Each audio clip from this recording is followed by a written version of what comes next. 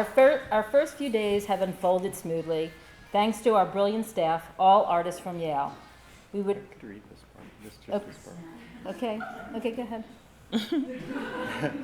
No, I mean you. Can Okay, we would especially like to acknowledge Marta Kuzma, the Stavros Niarchos Foundation Dean, Professor of Art, Yale School of Art, and Dawn Whalen, Executive Director of Norfolk Foundation, who have been instrumental in supporting the public lectures, which will investigate this summer's theme, the ethics of color. And although he is not here today, we would also like to give special thanks to Sam Messer, whose tireless energy defined the previous 20 years of Yale Norfolk School of Art.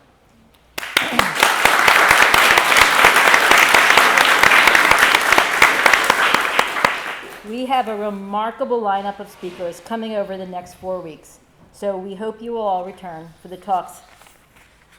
Byron and I would also like to extend our most heartfelt thanks to Taryn Wolf, Director of Academic Administration, who is here tonight, and Emily Kappa.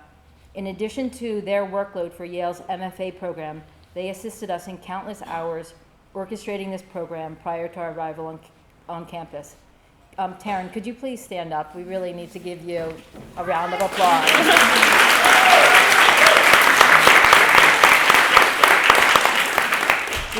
We really couldn't have done it without her dedication and drive to get us to where we are tonight. So we are thrilled to initiate the talks with Tomashi Jackson, a great artist, a friend, and a former student of both Byron and mine. Tomashi Jackson was born in 1980 in Houston, Texas, and raised in Los Angeles, California. She earned a BFA from Cooper Union School of Art, Masters of Science in Art, Culture, and Technology from the MIT School of Architecture and Planning, and a Master of Fine Art in Painting and Printmaking from the Yale University School of Art. Her work is making a huge impact in this year's Whitney Biennial. We were fortunate to see it before packing up for Norfolk. She's represented by the Tilton Gallery in New York City. Her work is in the permanent collections of Los Angeles Museum of Contemporary Art. And MoCA. That is MoCA. Yeah, that is MoCA, Yeah, right? MoCA. Sorry. Yeah. And the Puzzotti Collection in Ohio and the Harvard Business School. She lives and works in New York City. Tomashi's art moves And between... Boston. No, Cambridge. Oh, Cambridge. Cambridge. But it's all right. I thought you didn't live there anymore. I Okay, split my okay. life. She split Whatever. her life. But anyway, she's in New York. Yeah, mostly, yeah. Tomashi's art moves between painting, printmaking, and video, and largely driven by research, her work interrogates systems beyond aesthetics, touching on law, segregation, housing justice, police brutality, and voting rights. Her work, which involves abstraction and figuration, imagines the viewer as an implicated figure. This investigation began with her close reading of Joseph Alber's pedagogical text, Interaction of Color. Jackson's investigation of color, whether in reference to histories of inhumane policies or visual formalism, offers a narrative framework from which she constructs her own language of abstraction. Much of our society regrettably still needs a reminder that Black Lives Matter. Tomashi's work is emphatically that reminder. Please welcome Tomashi Jackson.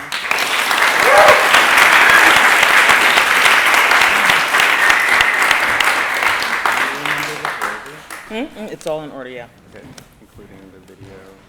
The videos first. Hi, everyone. Thanks for having me.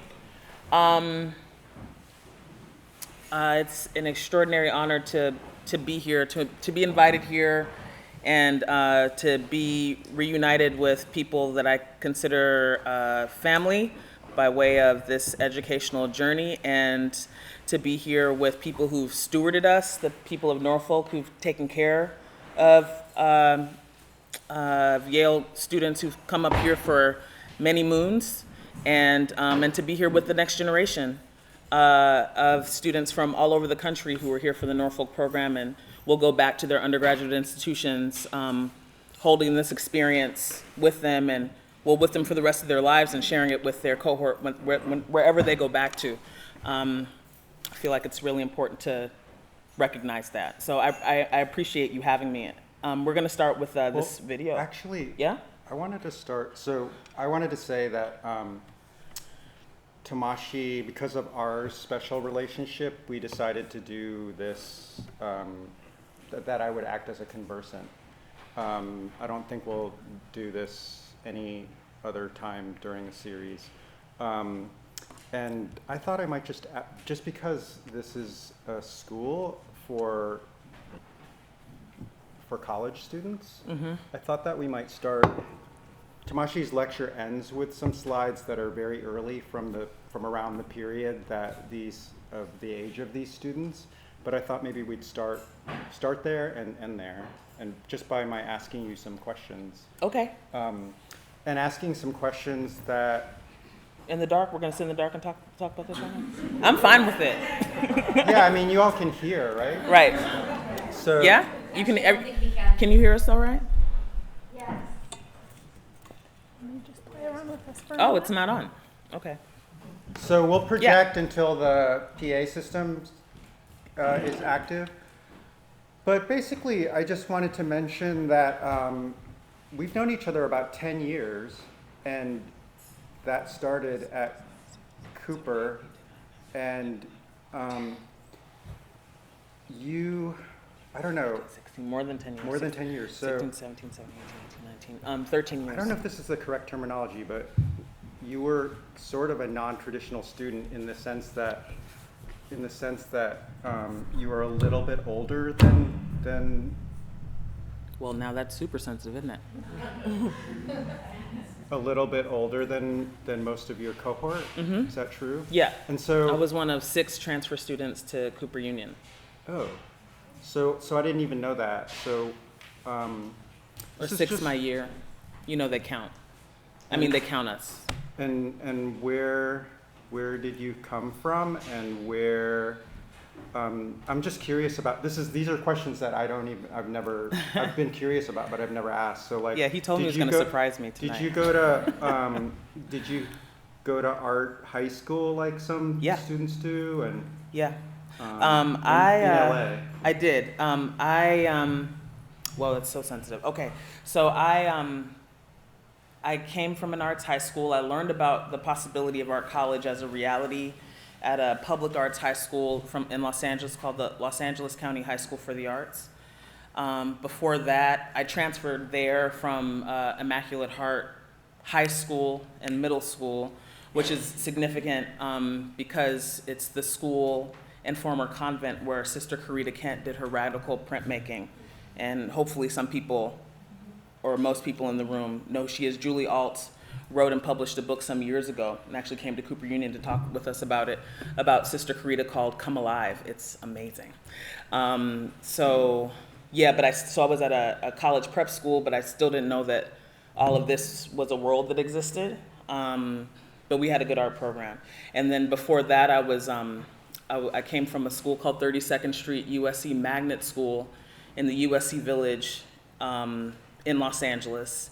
And I note that because I learned later during my time at Yale that magnet school, to which I was bused every day, was one of the byproducts of the implementation of the Brown versus the Board of Education of Topeka decision to desegregate schools.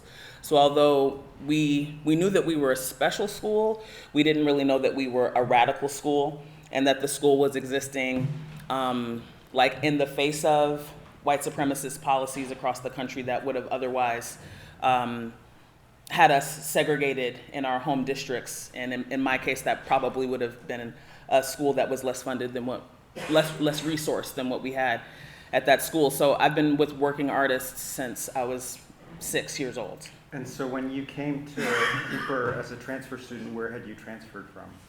Oh, the San Francisco Art Institute.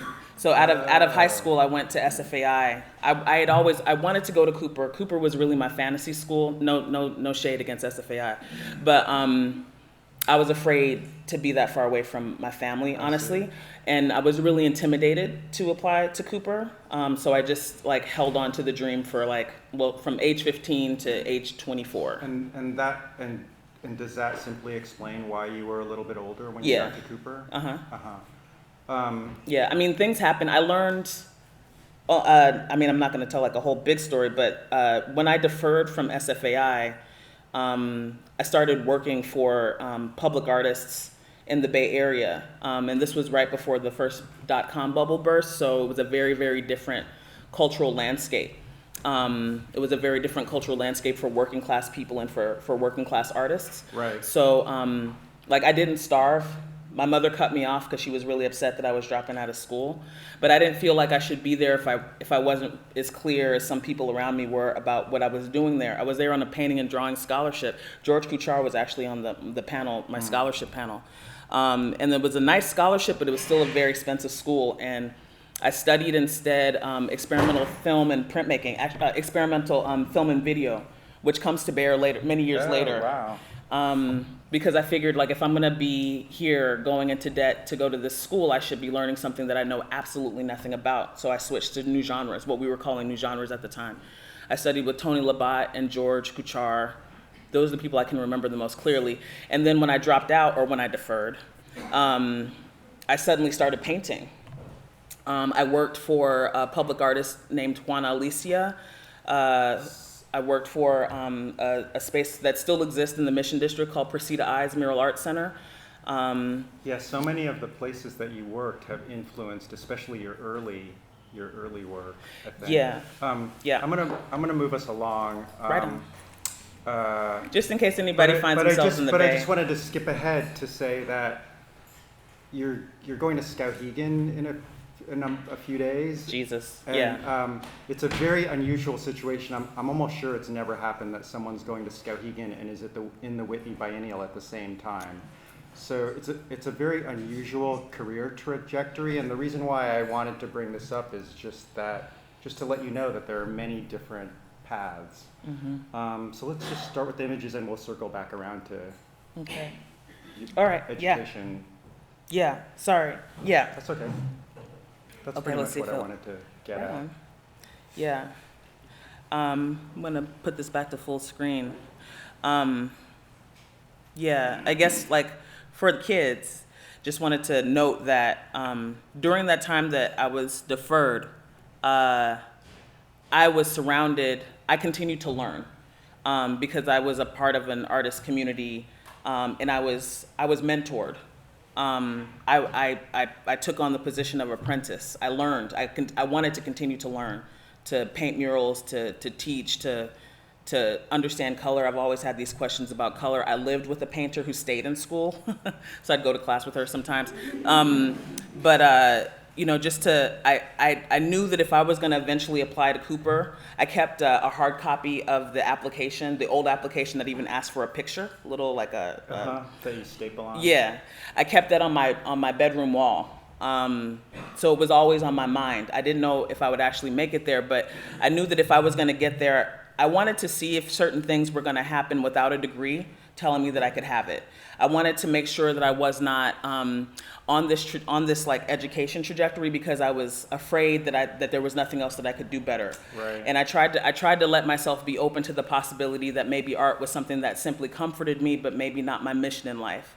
But if certain things were to happen, like the mural painting, the teaching, the apprenticeships, I really wanted to make work that sold in a gallery. That ended up happening before I went home to Los Angeles.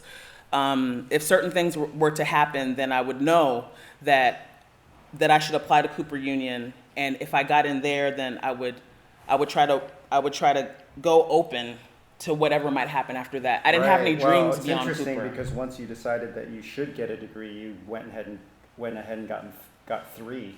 Yeah, I didn't intend for that to happen, but yeah.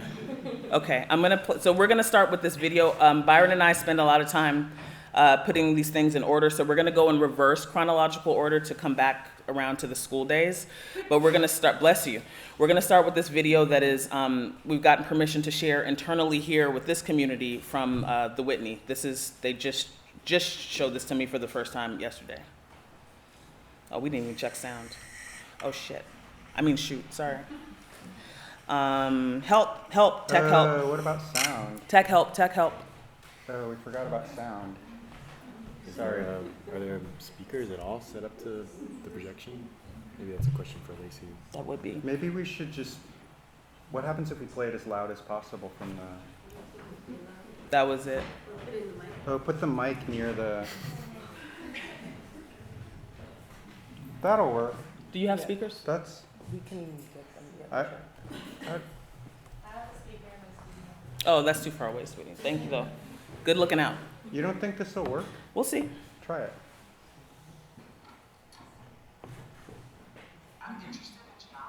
Oh, it's coming from the. Yeah, no, that's not great, but it's coming from the projector. How about if I hold this over at the projector?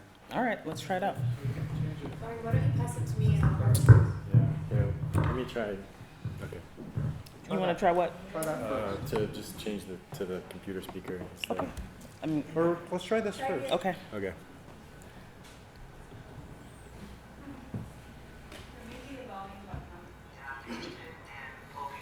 Ooh. Sorry, y'all.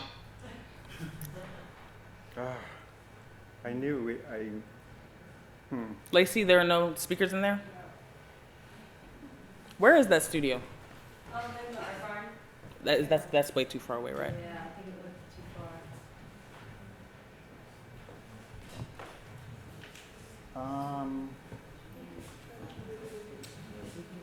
I think if we did from the Back to Okay. the computer speakers.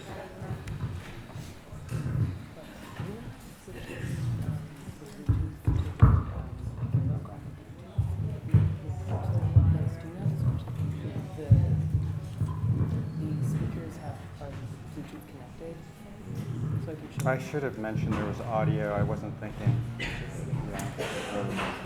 You're saying switch the Yeah. Oh, look at that. Yeah, you just need to connect it to Okay. Bluetooth. Like the Bluetooth? Yeah, Okay, let's do that. All right. yeah. Thank Just add my you. backpack, no problem. Good looking out. See, because you got on that Lakers jersey. That's You got right, my that's back right. on. Are you from LA? No, I'm not. I'm not. It's Yeah, okay. Can you turn it on? Yeah, yeah, I'll connect. Do that. Alright, it's searching. Should be UE roll.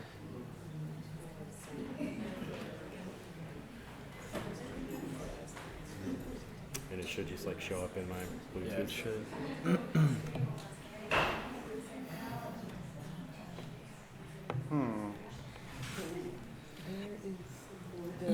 that speaker. What's it called?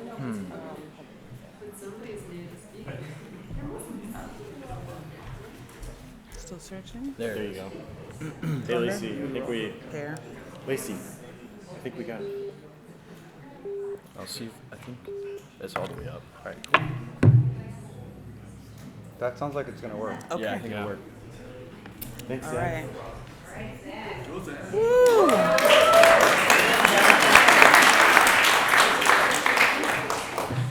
You know what makes the dream work? Teamwork. Should we put this over here? Let's see.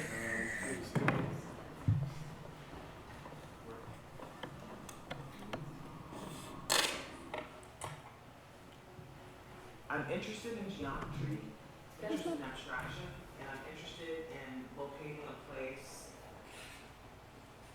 through intuition, through composition, through organization, and work that like holds the narrative in such a way that it can be felt and not necessarily didactically told. I'm trying to get to a place that really centers humanism and ethics as a part of my palette of materials and ideas.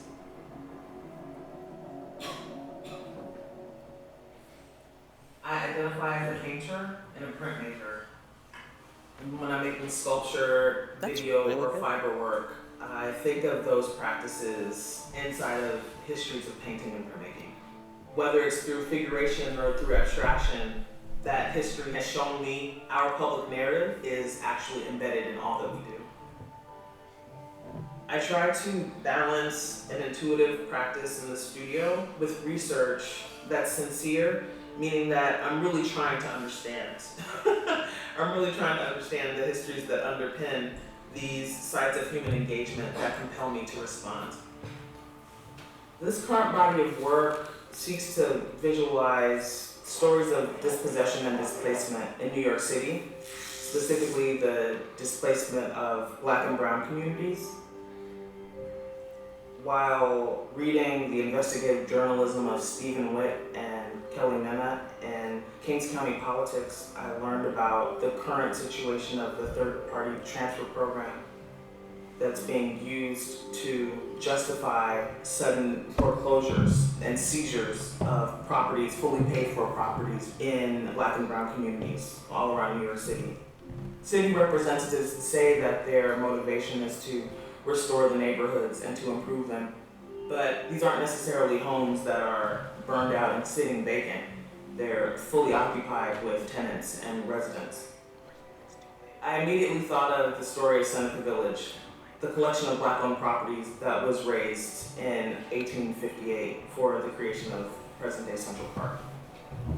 It's commonly understood that the passing on of property is the only real way that Black and brown community members have to maintain and to grow generational wealth. Part of what made Seneca Village so significant was the rates of Black property ownership were the highest compared to the rest of the city in its entirety. So some of the things that they found really help confirm Seneca Village as, again, not a community of squatters, but a predominantly middle class community. The fact that a lot of Black New Yorkers purchased property here so that they would be able to vote, a condition that white men did not suffer. There are all of these barriers to full citizenship, and then even when that is done, one's property can still be seized.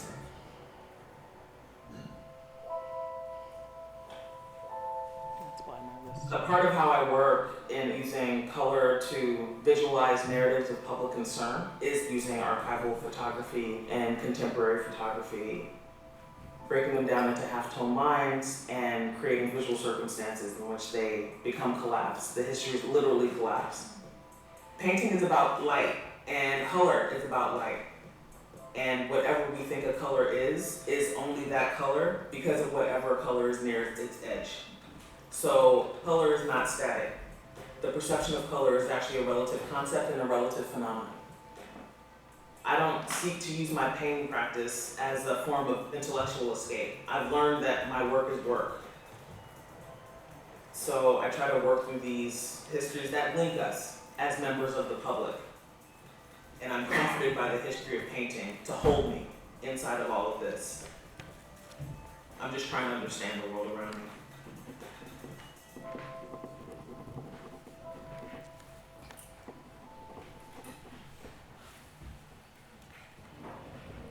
Okay. Thanks, Zach. And just gonna get over to preview, where we are already ready and in order. Okay. That looks good. All Yeah, right. I was thinking about dragging the screen over, but I think it's, Do you think that would be a lot to do? I don't You think think it that would would be make a that difference? much. Should we drag Do this? you all feel like you can see well enough? That sunlight's just coming right through the back of the Right. screen? I think it's gonna get less and less, Yeah, yeah. as night falls. Okay. Okay. Oh, Yeah. are we doing the thing? We're conversing, right? I think now it sort of like segues into a, Oh, gosh. Oh. Byron? no, I mean, this work at the biennial was, it has two sources. There's the situation that happened because of de Blasio's third-party transfer policy. Right, and so it's an old policy, but it's been revived and somewhat weaponized. The third-party transfer program actually comes out of the 1970s when the city was bankrupt and a lot of properties were being abandoned and burnt out and taken over as squats or just left as rubble. So the program emerged out of that scenario to encourage third-party not-for-profits to take over properties and restore them. So what's happening now, what's been happening since 2015, probably before that, but definitely since 2015, is that the third-party transfer program has been used to seize fully paid-for properties that are occupied and already willed and heired to coming generations. This is only happening to Black and brown elders.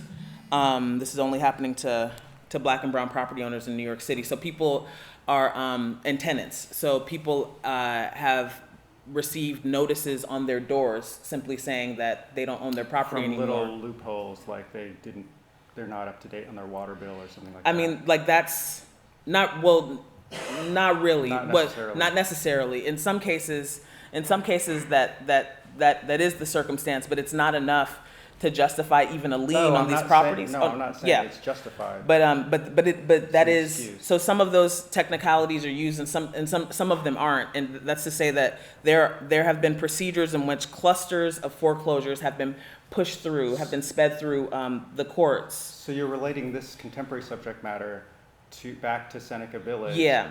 And to two particular figures, particular female figures Yeah. that appear in the Look work. at you, Byron. Look at you. Oh, what happened? Sorry, y'all. We're gonna hang in there together. Preview just quit. So yes, what you're saying is true. So yeah, in some cases, people have been paying their water bills and their property taxes, and then those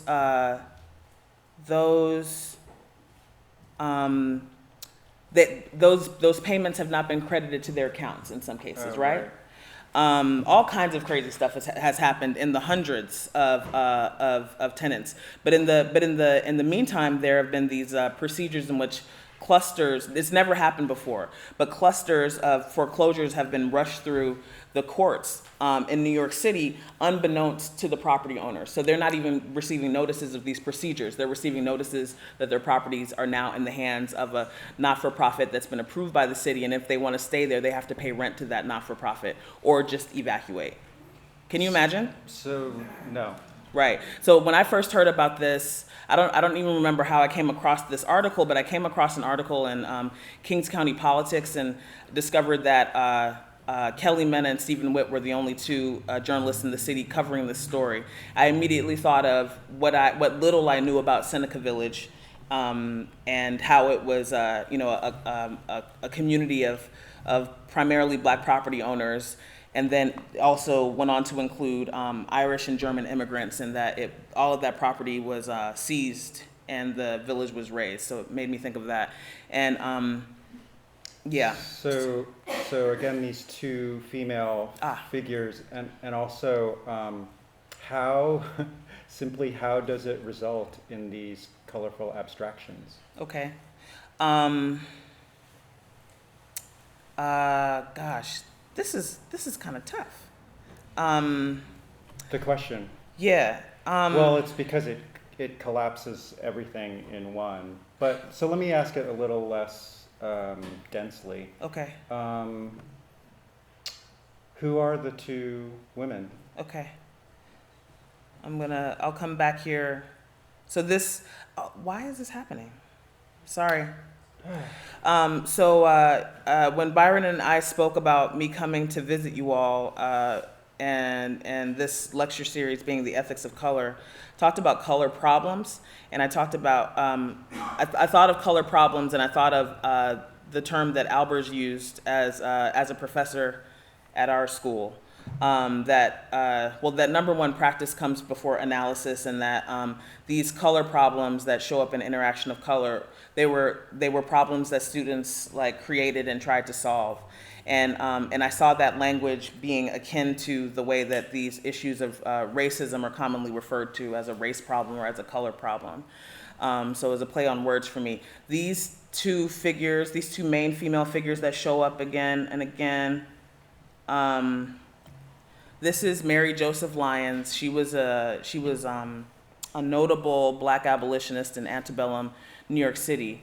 She and her husband Albro Lyons owned property in Seneca Village. They owned we have reason to believe. Another historian recently spoke to me and told me that they actually didn't live there. I was under the impression that they lived there, but it sounds like they were one of the many families that owned property there with strategic intention, so that the male of the family would be able to vote, because black men, in order to vote at that time, had to own property. Which I mentioned in that 4-minute video. But, and then this is Marlene Saunders. Hers was the first story that I read about in Kings County politics. She lives around the corner from where Eric and Nia and I used to live, on Dean Street in Crown Heights. She's one of the elders who received a notice on her door saying that she no longer owned her property. And she has 3 sons, so the property is like clearly already like willed to another generation. And hers was one of the first stories that the journalist started to follow. She's since received her property back, but only by way of much advocacy that grew up around the story that they kept telling. So did you take these images from that journalism? Yes. Or did you go and interview her yourself? I took the images from the journalism. The photographer who was on the team with Kelly and Steven is Shubasa Berg, and he's pretty amazing. So I take these photographs, I break them down into half-tone lines. I'm really interested in the formal language that I feel like, were it not for these ongoing, if I could just focus on formal language and not like all this other stuff, then I certainly would. I feel like that's actually like my first language. The rest of this racism shit is an imposition, honestly. That's amazing to hear you say, because I remember saying that exact thing a long time ago, right around the '93 biennial. So I take these some of these things for you undergrads especially. I can trace some of these desires back to my sketchbooks from Cooper, because of the formal questions that I was asking about the nature of painting and the nature of sculpture. I realized I had hoped that graphic design was going to save me. I was really afraid about making money after I left school, so I took a graphic design 1 class hoping that I would magically turn into Mike Essel and everything would make sense. But that's not what happened, and I found myself really confused, like at the computer, really confused about using Photoshop to imitate processes that were happening upstairs on the 5th floor in the print shop. Well, part of maybe what brought you out of that mode and those aspirations was that from the time I met you, you've been so interested in material. Mm-hmm. Remember that gauze that you had? Mm-hmm. Yep, I'm still using it. You brought to Cooper or you brought to Yale? That's something I brought. I bring it everywhere. But that's something that arrived to me at Cooper. It came from an artist that I was working for, Deborah Masters. She had a friend in Pennsylvania whose father worked for the Johnson & Johnson company, and he'd become he'd become something like a Pennsylvania separatist. If I'm telling the story wrong and this gets out, I apologize. But as I recall, he had a barn that was stockpiled full of supplies like that, and he had passed away, and his daughter was emptying out his barn, and she found this huge bolt that was like this big, a bolt of gauze from that still had a tag on it, like wrapped in it from I think it was 1984 from Johnson & Johnson. And so she thought that Deborah would want it because Deborah's a hardcore sculptor, like bronze casting, rubber casting, plaster of Paris type of sculptor. She didn't want it, so she gave it to me. And so I think I was still in the residence hall. So from maybe second semester freshman year onward, I had started experimenting with this material. I was really interested at the time in translucency. I felt personally very fragile. I felt what I had a feeling that I would feel one day, to be that far away from my family. The housing crisis had just begun and we were already feeling it. So I suddenly felt like all of my family's properties, save for 2, are gone. And I suddenly felt like where there had been all this certainty, there was almost none. And I was really sad, and I felt physically as if I were disappearing, and there was no recourse. And I did not want to talk about that with anybody at school. And I didn't want to appear weak, and I didn't want to I was really conscious of the possibility of there being ridiculing stories going around. It was so sad, it was so stereotypical. I felt like it played into all these stereotypes that people like me are faced with in predominantly white institutions. You know, like, what are you doing here? You must not have a father. Or, you know, like all these stories that happen in America that like are imposed upon us that like, you know, like make one's full humanity questionable or even laughable. I was very, very sensitive to that. So I didn't want anyone to know. But I did then try to, I remember asking Bobby Bordeaux questions. He was my painting one teacher. At Cooper Union, yeah. And in my notes from that time in my sketchbook, I would like zero in on words that described to me the way that I felt. And then my question was, does painting have an answer for this? That's always been my question. Like, can painting answer this? Can painting hold this? And so the gauze ended up being this material experimentation site for fragility, strength, and translucency. There have been many materials. I remember Plastic a lot. Plastic, and especially the inside of chip bags. Yeah. Remember what I told you when I first saw You those? did. I remember. Yeah. I remember. So I think of that often, actually. Sorry, was that too much? Is that too much? No, that's good. Maybe. So this is the gauze. So this is still the gauze. So I dye it. I seal it. I layer it. And they're the chip bags. Yeah. And also at the time, you know, I was thinking a lot about being a bastard. Like, so that was the thing. Like, I felt like I belonged to no one. It was really emo. But, you know, I was having all these really intense feelings about like insecurity. And so I was constantly asking myself about the nature of value. And I wondered if a material that had been determined unusable or unnecessary or unwanted, I wondered if an art making process could revive and create new value for a thing. But I was really actually secretly thinking about myself.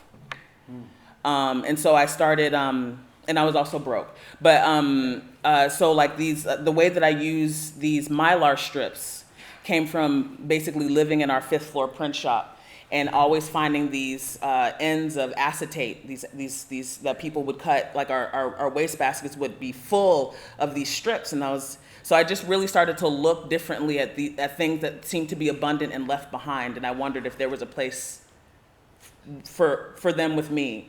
And so I started collecting these strips and tossing them under the screen when I would print. And then I started having these ideas about crosshatching.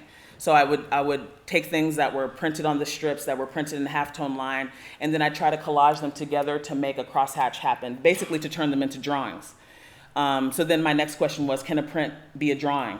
And obviously there's this rich history of printmaking and drawing, of the dissemination of information, but I was trying to like turn it back around, you know, like, so I know that a drawing can be a print, but can a print be made into a drawing? And then can these plastics, can these materials that I'm reclaiming, can they be paintings? And is that material discovery happening before you ran into Albers? Yeah. So At this point it's like my 2nd year. So we did interaction of color with Stephen Ellis. We have foundation color. But that kind of epiphany about the language didn't happen. No. But at that point I knew that I wanted to make an awning. And I still have those drawings and those sketchbooks from that time, because I started thinking about, you know, if a print can be a drawing, can a print be a painting, and if so, how? And then can a painting be a sculpture? You know? I have a great example of can a print be a painting. If you can go to that one slide with the 2 reds, the 2 male figures. Oh yeah. Yeah. Oh, I love that piece. We gotta talk about that. Sorry, I'm sure we have to not talk so much actually, but this one is key. Can you explain that through explaining a color problem? Oh yeah. Actually, I mean, I'd really be interested if a student could talk about this, but yeah, quite simply, that's Albro Lyons on one side, and that's McConnell Dorsey on the other side. And who are they? Albro Lyons is the abolitionist, the black abolitionist of antebellum New York that told y'all about, who owned property in Seneca Village. His name actually appears on the condemnation records that are buttons in the big pieces that's in the Whitney right now. And then the other image is McConnell Dorsey, who's one of the victims of now de Blasio's third-party transfer program. He had his home seized. So the halftone line is going in one direction, quite simply. The halftone line is going in one direction on McConnell's image and Albro's image. The halftone line is going in another direction. They are actually two different reds. You believe me? So this is a limited value exercise. I love puns. So yeah, so it's like I know that I've been thinking about value, the nature of value all this time, and then eventually when I'm able to take color with Anoka Faruqi, to take color space with Anoka, and she's taking us line by line through interaction of color. At this point, like many moons after that, after some of these, whatever, when I finally get to New Haven, and we start talking about value, I was like, aha, there's that word again. There's that language again. So this is a limited value exercise, and isn't it though? These are two different reds. Make two colors look like one. Make two histories look like one. Make two black property owners look like one. Both of them have their property seized. I believe McConnell Dorsey has received has gotten his home back, but because the story is still ongoing, I'm really not even sure where that stands. But this piece is like key in the show that's up at Tilton right now. It's just one of these moments. It's so funny because it's on tissue paper. I printed for like 5 days at the Robert Blackburn printmaking workshop with master printer John Andrews. We printed on gauze. We printed on PVC flaps, like that you see at a bodega or in a warehouse. The refrigeration separator things. So why been wanting to print on that for a long time. Why did you make the decision to print on tissue paper? Oh, it was around. It's actually from the Sterling Library, Yale people. Alterance Gumby, when he was a rep, when we were students, got a hold of some flat files for us because we didn't. Yeah, he got a hold of some flat files for us, and there was a bunch of old paper in there, and some of that was tissue paper, so I still have it. So yeah, I'll throw anything under a screen. And were you just trying it out, or? Yeah, I was just trying it out, and I printed two of these. One of them tore. This is the one that survives, and I was just like, wow, it would happen that the one most perfect out of a lot of good printing happened in those sessions, and you'll see some of them that Byron chose to show today, or that we chose to show today, but this is the most perfect articulation of the limited value exercise. Let's keep moving. Okay, so what? Tell me about the paper bags. I needed, I've been thinking about bags for a long time. So part of what I was doing back in the day at Cooper, I started sewing my own plastic bags and printing on them. At the time I was doing research, again, these questions about value, they led me to doing research about waste management, actually, and collective memory. But the plastic that I was using resisted what I wanted it to do, but I experimented with it anyway. Was that your first big research project? Mm-hmm. Waste management? Yeah. At Cooper? Mm-hmm. Like around junior year or so? Yeah. Yeah. We have a scholar, what is it? The Menschel Prize for Creative Inquiry, to go be creative and inquire. Which when I'm teaching, I try to really drive that home that we are in these places not to know. We're not in these places to already have things figured out. We're actually in these places to suspend hubris and to kind of like revel in not knowing so that we can investigate. Yeah. So my investigation into these materials and into, quietly, like looking for a poetic materialist way to really ask these questions about my own value led to larger questions about the nature of waste management and what happens when things are left behind and there's no one there to collect it. In recent years, there's finally been a ban on plastic bags in Massachusetts.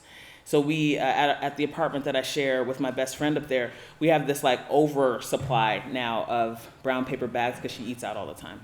It's kind of practical. But I was working on a body of work about Georgia, and you'll see we have a few slides in here from that body of work called Interstate Love Song. But while I was in a really like frightening moment of like not really knowing what was happening with that work, but needing surfaces, I used brown paper bags together. I should just go to it, huh? The subject matter is very specific. It's not just about That Georgia. that work. This. It's called Still Remain. So this was the first time that I used the paper bags this way, and I used them to try to make a surface out of them and election flyers during the hotly contested Cobb County election of Karen Handel and John Ossoff in Cobb County, Georgia. I was reading a book called White Flight, Atlanta and the Making of Modern Conservatism by a historian named Kevin M. Cruz. He teaches at Princeton now. That's a really good book. So that's the work I was making at the time. So someone had given me all of these election flyers, and then I had to make something out of them, I decided. And the brown paper bags kind of like held them together. And then they allowed me to like stretch the piece onto the wall. It was really hard. I remember being like physically challenged, intellectually and physically challenged about like what to do with this piece. But the outcome is oddly satisfying to me still. And that's another plug to our students to like push through that uncertainty because something might come of it, because that is the piece that you see that you should be able to see that relationship. That kind of like what was good about that piece I took into this current body of work. So quite practically, the brown paper bags. So wait, stay there. Okay. So sorry. What's this? So what's the subject matter of this work? Both, how should I say it? Socially and right. That's the same figure. Mm-hmm. Yeah. So not unlike what is it? You know how Rodin figures will show up over and over and over again in little ways and big ways and lots of pieces. I'm trying to. I use some of the same photographs. I break them up and pass them around between various pieces. I'm making packing tape transfers. These are archival digital prints onto PVC vinyl. Again, that mimics the sort of refrigerated room dividers that are used in warehouses and in grocery stores. The smaller ones I printed by hand with John. The big ones were printed at Dugal Visual Solutions. And then they layer on top of the painting to do what drawings do, I guess. You know, to make a crosshatch. And what about color in this piece? Is there a particular color problem? Blue is interacting with a complementary opposite, this magenta. It's creating violet. It's not quite wildly active enough to create a vibrating boundary, but there are moments when it happens. If you see this work in person, there are very intentional moments here in the oil paint. You really can't see it with this projection, but that white is not wholly white. There are hints of orange, really faint orange, that are mixed into the medium there, and that rub right up against that blue border. Mm-hmm. So when one is looking at it in person, there are moments where the eye is going to be aggravated to create optical illusions and after images. But you'll have to go see it to find out. Let's move to the next body, maybe. Okay. Oh, this one. Yeah, we're gonna move to the next body, but this one was a problem child. Yeah. Why don't you talk about this, because it was a pivotal work. Mm-hmm. Yeah. Darn, I forgot to put in images of the studio, but obviously we're doing too much as it is. But it was just a problem This one I struggled with almost until the very end.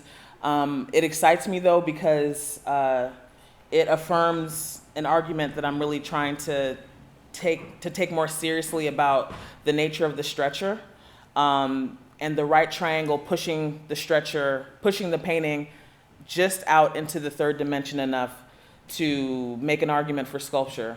Hopefully Martin Curcels will talk with me about this later. Yeah, so they're just, it's doing things. It's doing the things. How does it relate? So it seems I love to it though. relate. It seems to relate really Ooh, I love directly it. to the awning pieces. Yeah, absolutely, absolutely. So there's a formal argument being made about these awnings. I'm asking questions. I'm continuing to ask questions about sculpture. The solution I found is light. Sarah Oppenheimer, shout out. The solution that I found is light. Is that when light pushes through, I discovered this with a piece that's called States' Rights that was installed in a show called In the Abstract. I learned that when light is pushing through these color halftone lines on either Mylar or now these PVC strips, they create a colored shadow. I hadn't anticipated that. And then the story becomes more complete. Color is a projection. That's something that I arrived at when I was in school at Yale. Color is a projection. In Sarah's class. Color functions as a projection, as a reflection, and as an illusion. And so I'm thinking of these terms socially and chromatically. But I love this, and like this is really for my Cooper kids. These are for we learned how to look at things this way when I was an undergrad at Cooper. Like everything is a Christopher Wilmarth. Like you need to crawl under it to really see how it's attached to the wall to understand it. So this one, some people miss this one, but like Jessica Dickinson definitely caught this. Like I feel rewarded by this. I feel like this is one of these moments that rewards close looking. You're talking about the translucency of that sandwiched layer? I'm talking about the glowing on the wall behind it. So this is muslin. This is brown paper bags laminated to muslin, and then the muslin is wiped with a deep red. That's showing up like magenta, but it's really deep red. So let's go. But yeah, sorry, that one excites me. And we're moving on to another. Is this the one with the soil? With the soil. Mm-hmm. So, this is soil from the site where Seneca Village once stood. And where is it? Where's the soil? Oh, in the piece. In the piece, what's the dark maze? All of that. Yeah, so anything that's dark you see is soil. This was a color problem. This was a failed color problem, an attempt to make two blues look like one. And so sometimes I just fail, but then still something good comes out of it. This one is neater. I felt like this one was sharper, but this one was the first attempt. Gotcha. But it just like fails miserably as far as that, But there is a vibrating boundary that happens, but that wasn't enough as a color solution. It does something. It does something for sure. But I felt like this was one of the a problem. This was a color problem that I wasn't able to solve. And then that led to this one. So I got into the habit of collecting soil from specific sites while working on that work in Georgia. Well, because soil in Georgia is red. But this soil is deeply brown, and in some cases it just looks black. I have a question, a dumb question I haven't asked before. Why the maze? I don't know. Well, I guess I like the lines. I like the geometry. I just like what it does, and so much of this is about like a sensual sort of joy of making. Which brings us to knitting. Yeah, which brings me to these wrists that are hurting right now. But right. Yeah. So I've been working on this piece. For like 9 months. This color study. So I call these knitted things, color studies. Tell me all the materials involved. Of this? There's the wood armature. There's the wood armature. There's the acrylic yarn knitted into various color interactions. And how are those images Oh, those are What- PVC. That's more PVC vinyl. So those are archival prints, digital prints on PVC vinyl. How are they attached? They're just draped over Ah, okay. it. Sorry, I don't have the titles for. I do have titles for all of these, but actually the titles are rather important. This one, the subtitle for this one, I remember, is called "The Mayor Doubles Down." Taken from one of the headlines of the articles that Right. Kelly and Stephen wrote about Mayor de Blasio, even after being called out about the absurdly, racistly targeted seizure of black and brown properties. He's doubled down, Yep. and now he's running for president. We should probably get to the next body of work. Right on. Okay, so this was Interstate Love Song. This was that work about Georgia that I mentioned. This was a solved color problem, I'd like to say. And This one did the thing. It does the thing. It does the thing. and why Interstate Love Song? Oh, because I love the Stone Temple Pilots. Yeah, I wanted to call the show States' Rights, but people got really freaked out about that. So this show took place. This was my first museum show in Cobb County, Georgia, right after that hotly contested election happened. It's just really deep South, and the work, the nature of that research focused on. So I went there not knowing, another moment of not knowing. I was asked to come and do this show. I didn't really know what it was going to be about. I went and did a site visit, hung out with people, and just made my observations. I was kind of quiet, which, is not necessarily a normal condition for me. But, I rode around in the passenger seat of my host, and I just noticed how things worked. I was surprised to find that Atlanta was so knotted with highways, with freeways, the way that my Los Angeles is. I didn't know that they had such a gridlock problem. I wondered why that was. The museum was way out in the suburbs. All the action, though, that was the most fulfilling. The people that were the most interesting were in the middle of the city center. So I just made some observations about transportation and how difficult it was made to be. And then people started talking to me about that. I just went around and started asking people questions. And I learned that for decades there have been these referenda that have been voted on in Atlanta and around Atlanta that have stopped the expansion of public transportation in an effort ultimately to keep the suburbs segregated. And that's why White Flight is such a great book, because it talks about the fact that this place where this happened is actually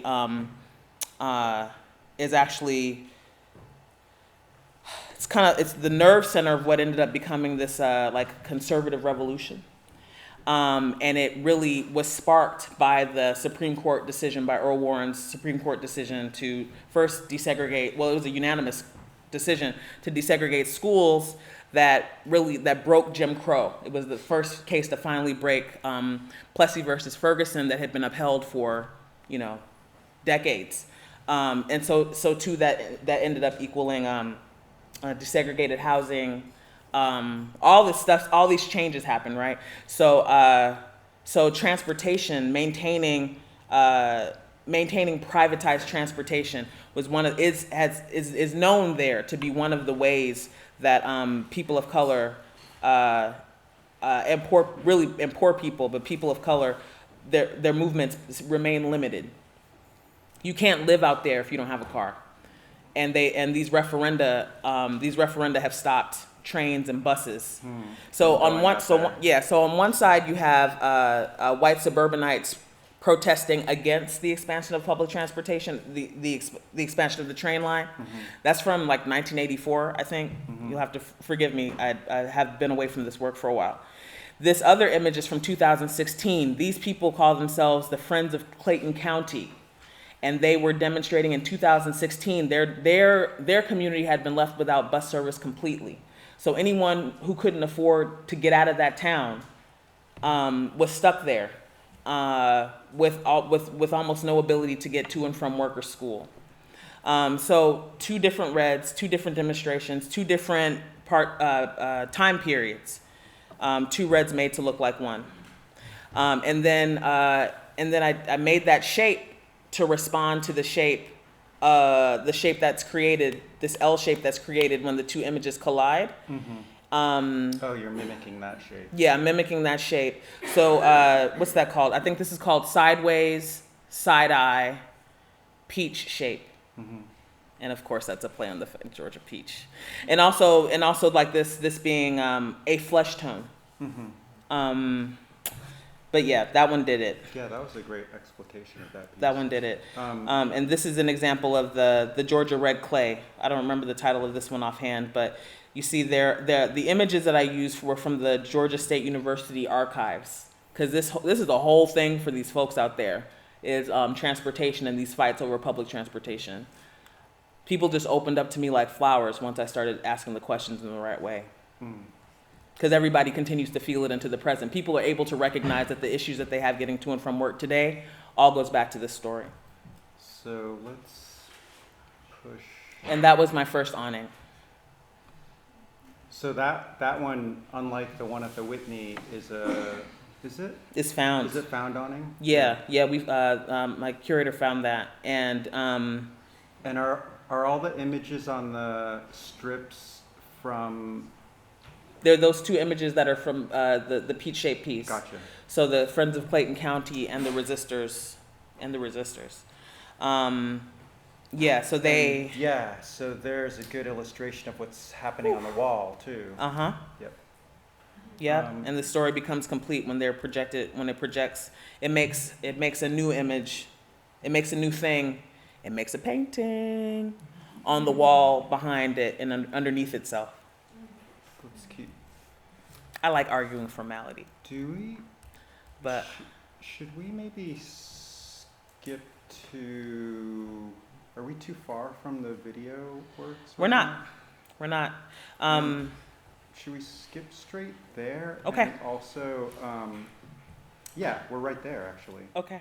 So this was made in my studio at Yale. I think this is when I was on the second floor. So the thing to watch partly is, there's all this content to absorb, but a lot of the paintings are sort of, the video itself is an artwork, but it incorporates documentation of paintings in your studio. Yeah, and this is what was happening. This is what was happening at the time in the studio. This was another failed color problem, an attempt to make two greens look like one. Robert Reed, who stewarded this place for a really long time, as the story goes, as the pictures go. He saw this in one of our last studio visits before he left this plane of existence. And he urged me to make things that were smaller because of my time spent with muralists, I have this compulsion to Jessica Stockholder everything. I just want everything to, I imagine something really big immediately. And I was trying to solve some of these color problems that way. And he told me to, where did the rest of the preview go? He told me to make it small. To make it smaller. And so this is an image from this is from the work that was focused on visualizing the desegregation of schools. And I was prompted by a number of things, a number of public violences that were commonly occurring that called into question the value of Black children's lives in public space. So I was digging into this history of school desegregation because I realized that I did not know enough about it, but all of us have been changed by it. All of us, all of public space was changed by this. This is a landmark decision that changed all of public space, and most of us never learn anything about it. You have to go get it. How insane is that? The strategy around it, I think it's anyways, we can't, it's just, it boggles my mind. So anyways, they did all these, the Thurgood Marshall's NAACP Legal and Educational Defense Fund did all these things that had never been done before, including using sociological studies to make their argument and also photo documentation of sites before, during, and after or during the implementation of the decision. So this is an image from that stockpile of materials of little Linda Brown in her segregated Topeka classroom. And it's printed simply on top of this failed color problem. So then after that, I went larger again. Let's see if it plays.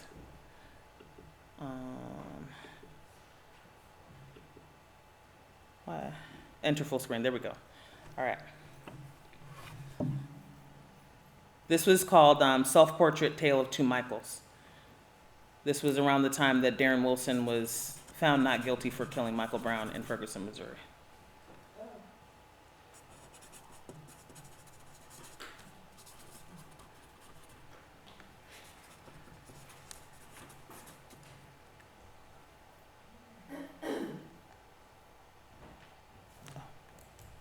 Never sure. Yeah, it's not. It's not. It's dormant.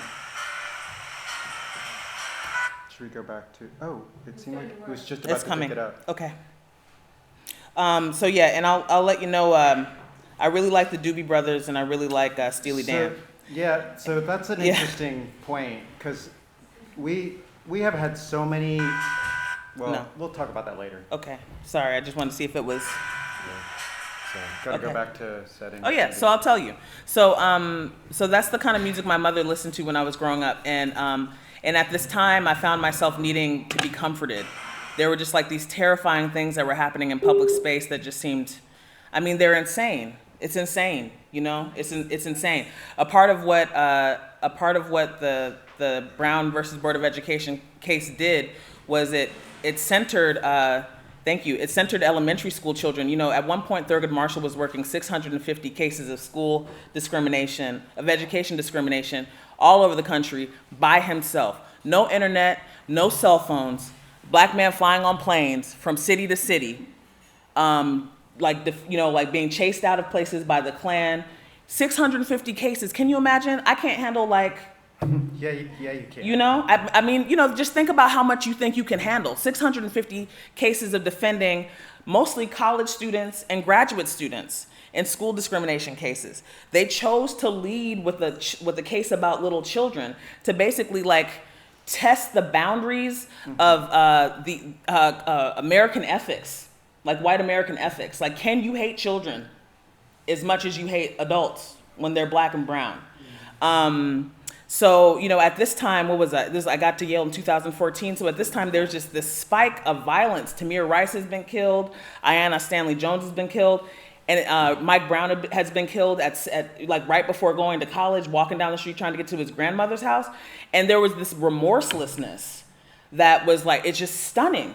Like literally takes the breath away. And I found it sometimes hard to get up and walk down Chapel Street to get to class.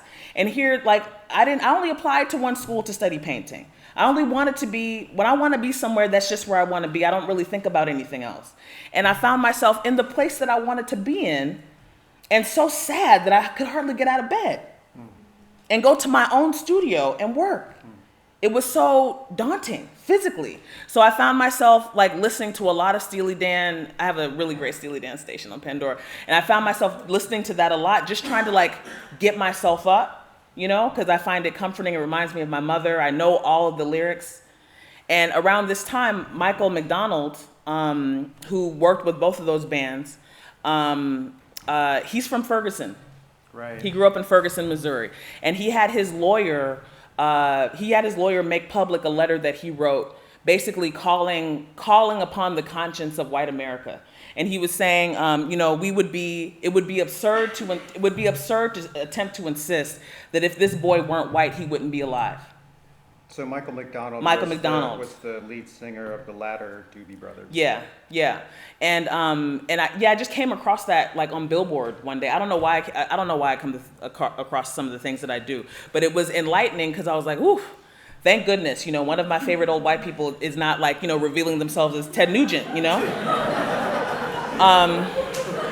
So I was like, I can keep listening and it doesn't have to be a dirty secret, you know? Like, example, Billy Corgan. Anybody who knows what's been happening with you know, former head of the Smashing Pumpkins. But so one morning I was getting up trying to get to class, and a Doobie Brothers song came on, and I immediately start singing along. I'm singing the lead alone in my room above Joseph's Furs, and I am And I realized, like, I know every inflection. I know everything about this song. You do. I'm an embodiment of Michael McDonald at that moment. And then I looked down at my own flesh and realized I am so sad because I am also an embodiment of dead Michael Brown. So this is Self-Portrait, Tale of Two Michaels. And hopefully it didn't take so long that we lost it again. Sorry. This is Alterance Gumby doing this with me, by the way.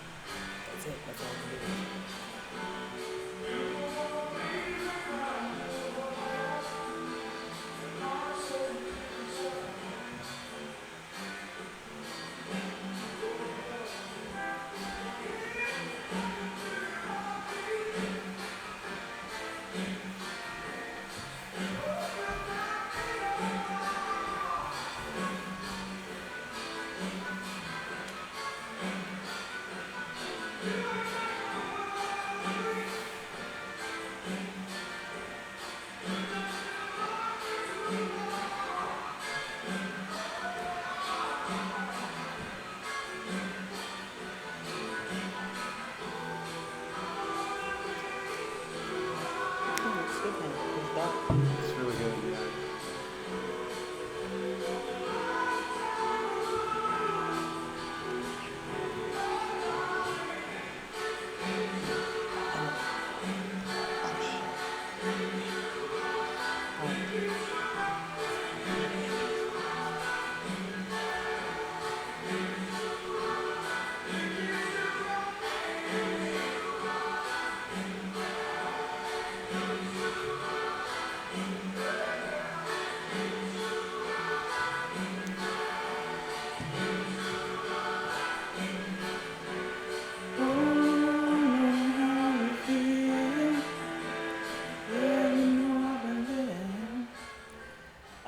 So around this time, the formal question that I was asking myself was, can a video be a painting?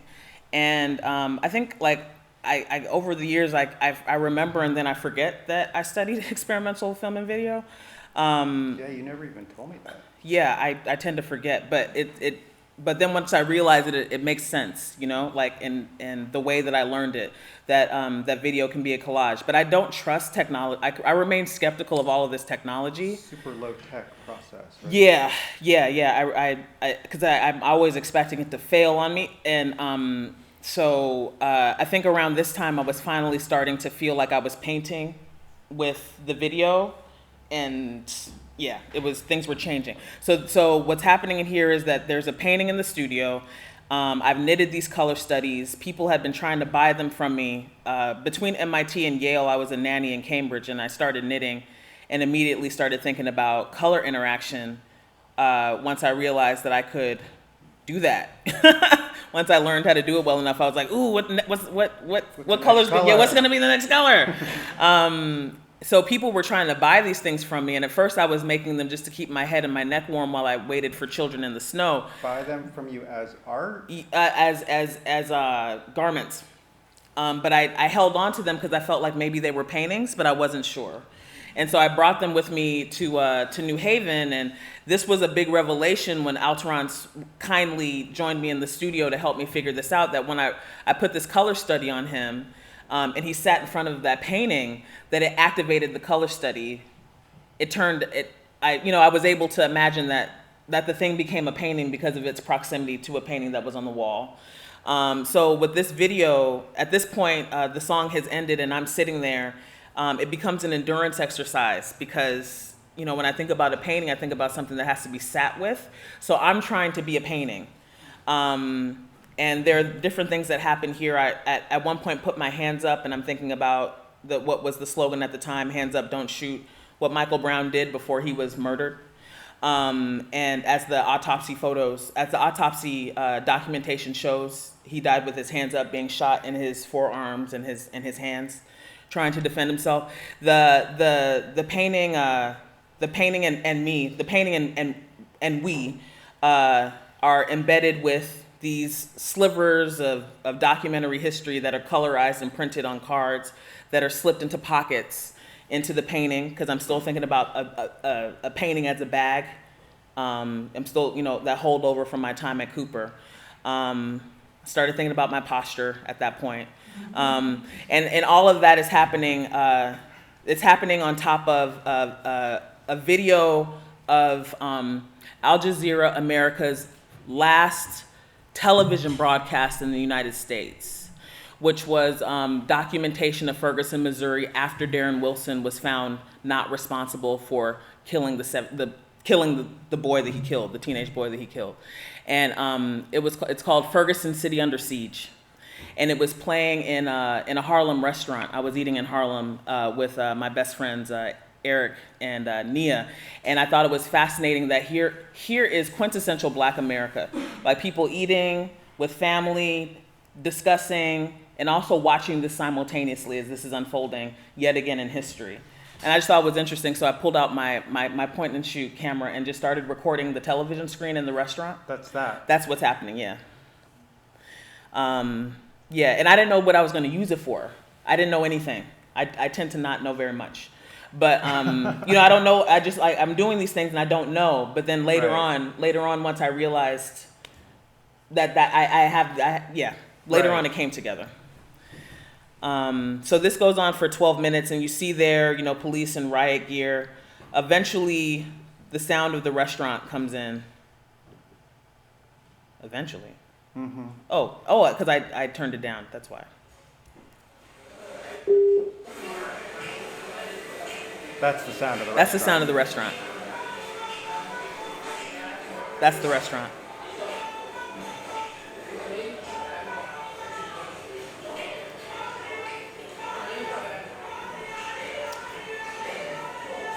I remember practically crying if not actually crying, when I first saw this in your studio.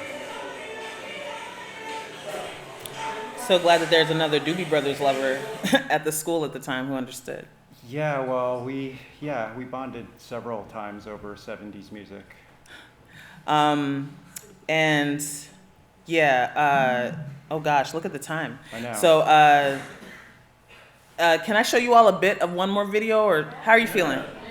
Oh, okay. You know, let's do that, and then maybe have a little break before Q&A so that people can be human? Yeah. We're only human, flesh and blood in here. Yeah, see, music back. It's another generation, it's come and gone. So I ended up making like a whole body of video work about this brutality, just brutality everywhere. And after, this is Forever 21, The Essence of Innocence. This is Vibrating Boundaries, The Law of the Land. Self-portrait is Tatiana, Dejaria, and Sandra. I went to Houston. This is while I was a student at Yale, and I got some summer, what do they call it? Summer travel? Like a grant. Summer, you know what I'm talking about. Yeah, the summer grant money. There's language for this that I used to know much better. But I just wanted to show just a little bit of this one because the interaction of color is literally read aloud in the piece. And Byron didn't know I was going to do this. I snuck this in while he was taking a nap. Vibrating boundaries enforce confluence. As a deception, this effect is related to our earlier experience in which two colors appeared as 3 or 4 colors. However, the additional illusionary colors often are hard to define as their hue. They often appear as shadow on one side of the boundary and as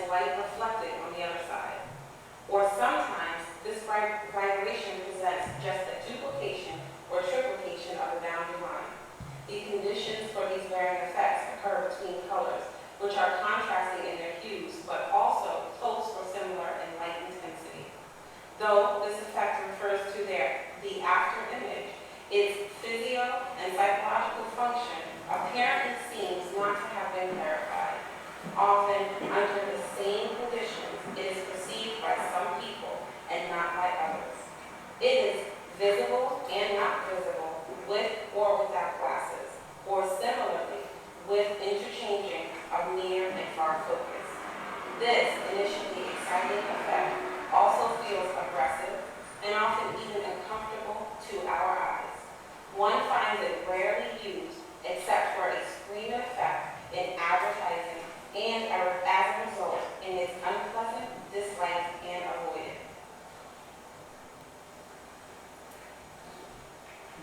This juxtaposition would be humorous if it weren't so tragic.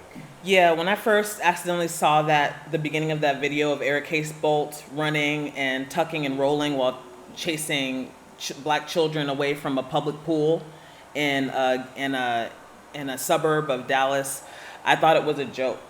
But then it keeps going, and it becomes terribly clear that it's serious. So I thought that I was going to go to Texas and go to Dallas where this took place, and use my color study that's knitted over there on the side to hold the stress positions that some of these children endured, specifically Dejaria Becton. But then Sandra Bland was, I'm gonna let her, she's gonna look for something else. Then Sandra Bland turned up dead in her cell near Prairie View University, and I decided I was not gonna do anything like that in public. Color, some color terms. In the previous chapters, we have presented a studio course, or if you prefer, a laboratory or workshop course, which opposes an administrative attitude of theory and practice. Naturally, practice is not preceded but followed by theory. Such study promotes a more lasting teaching and learning through experience. Its aim is development of creativeness realized in discovery and invention. The criteria of creativity or flexibility being imagination and fantasy. Altogether, it promotes thinking in situations, a new educational concept unfortunately little known and less cultivated so far. We have described up to now the basic color problems to be solved and have presented them in a logical sequence in which each problem prepares more for following ones. The color plates selected for reproduction in this edition are strictly studied, that is, experimental trials. They aim at one distinct effect only, which at the time was given as an exercise obligatory for all members of the class. These exercises are not meant to illustrate or to decorate or beautify something, but aim at the development of the ability to produce the desired color effect. This reiterates our disbelief in self-expression, either as a way of study or as it aims in schools. After too much non-teaching, non-learning, and the consequence non-seeing, and too many art activities, it is time to advocate, again, a basic step-by-step learning which promotes recognition of insight coming from experience and evaluation resulting from comparison. This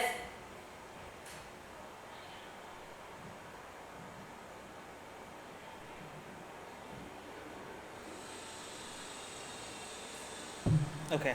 So there are a few more slides left. I'm suggesting that we take literally a 2-minute break, after which we'll show I'm sorry, did I interrupt you and you wanted to say more about these? Yeah, just that what follows is the audio of Sandra Bland's kidnapping, essentially. And that piece was so painful to edit that I had to stop. I had to it's muted, right? Yeah, it's muted. I go on to hold these stress positions with an artist, a Houston artist named Patrick Renner. But not in public. Yeah, this all happened in the backyard of Project Row Houses. So again, I suddenly realized that I had cause to fear for my life driving around doing what I thought I was going to be doing out there. And so, and this is literally the neighborhood that I was conceived in, near where I was born, and hadn't been back since I was a child, or since I was an infant, really.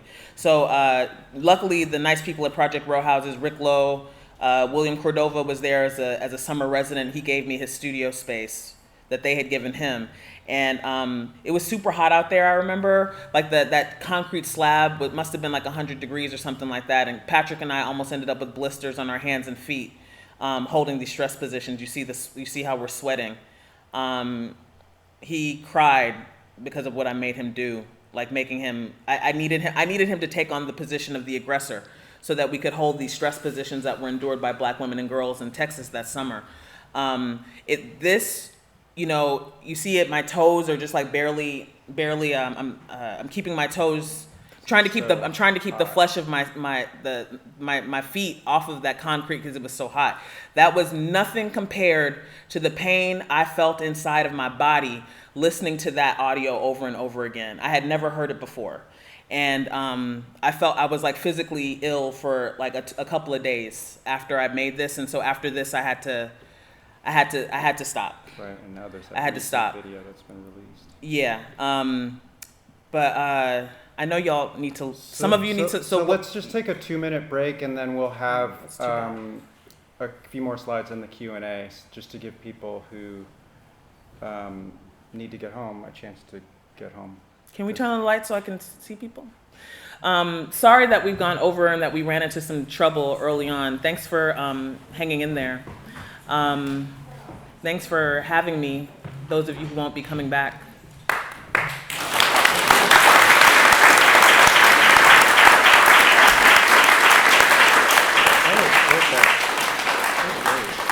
Tell me anything, Byron.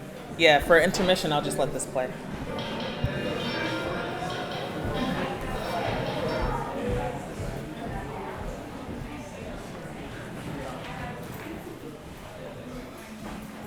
No, I should have taken a picture of the audience. Hi. Hi. Wow, nice to meet you. That was amazing. Well, you can stay with the kids and us, like if you want. Dawn's been instrumental in organizing this. Thank you so much. I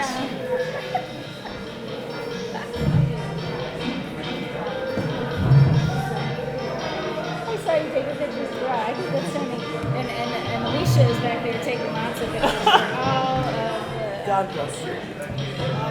Thank you. Thank you for you. God bless you. God bless you. Thank you for you. What's your name? Turi. I'm Tomashi. Well, yeah, you know that. God bless you. I know that. Thank you. Here. Here, down the street. We have to get going, but I just wanted to introduce myself. My name is Aja. Nice to meet you. Thank you for sharing. Oh gosh, I'm sorry that we're like a mess with time. Thank you so much for coming. I just also wanted to ask you what the climate was at the Whitney. I know there's been a lot of controversy. Yeah. With how long was your work there? We're up until like September. The show's up until September. Oh, that's amazing. They are amazing. Like the people of the Whitney are amazing. You know, the letter that precipitated the protest, and even like the suggestion that we all pull out of the first biennial co-curated by a black woman. Like now, for real? You sure about that? That was precipitated by a letter that was penned and signed by staff members calling for an ethical reconsideration of expectations for board membership. That was supposed to have remained internal, and it was leaked to the public that begat all of this. So they're just as wonderful as they've always been. That's puts it in perspective. That's Yeah, good to hear. and our cohort, like as it relates to your experience. Yeah, I mean, like, and all of us feel that way. Like all 75 of us. I mean, I keep remembering every day. Like I love this cohort because everyone actually is like very concerned, and we've been having organized conversations throughout. And so yeah, we love each other. We love our curators. We love the staff. The education and curatorial departments are amazing. Nice. That's great to hear. You know? You only see the one image, you know, from Yeah. social media. So it's a good. Yeah, go see the show. Yeah. Go see the show. It's really great. Thank you so much for coming out. We'll find you on Instagram. Yeah. Yeah, sure. Find you on Instagram and send me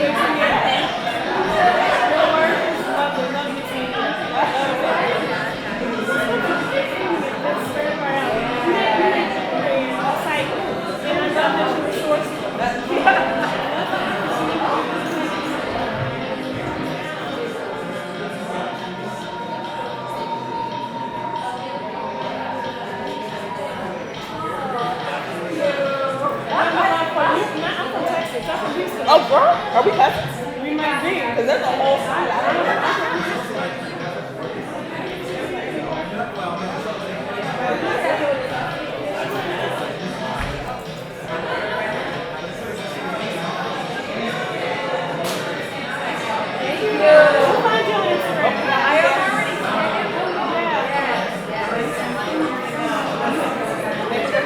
Sorry about that. Oh, so that's how I was like.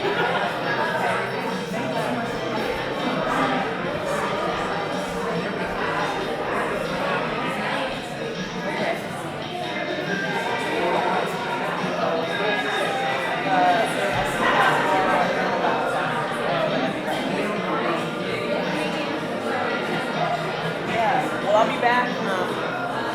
Yeah, I'll be back. Thank you. It's funny that Dawn had to do this to Oh, thanks. It's actually from the Norfolk side. Oh, wow. Thank you so much. If you have any travelers, Oh, I do. Okay. Oh, You have it with you? I can take what you got, yeah. But if you have any on the way back, okay. This is.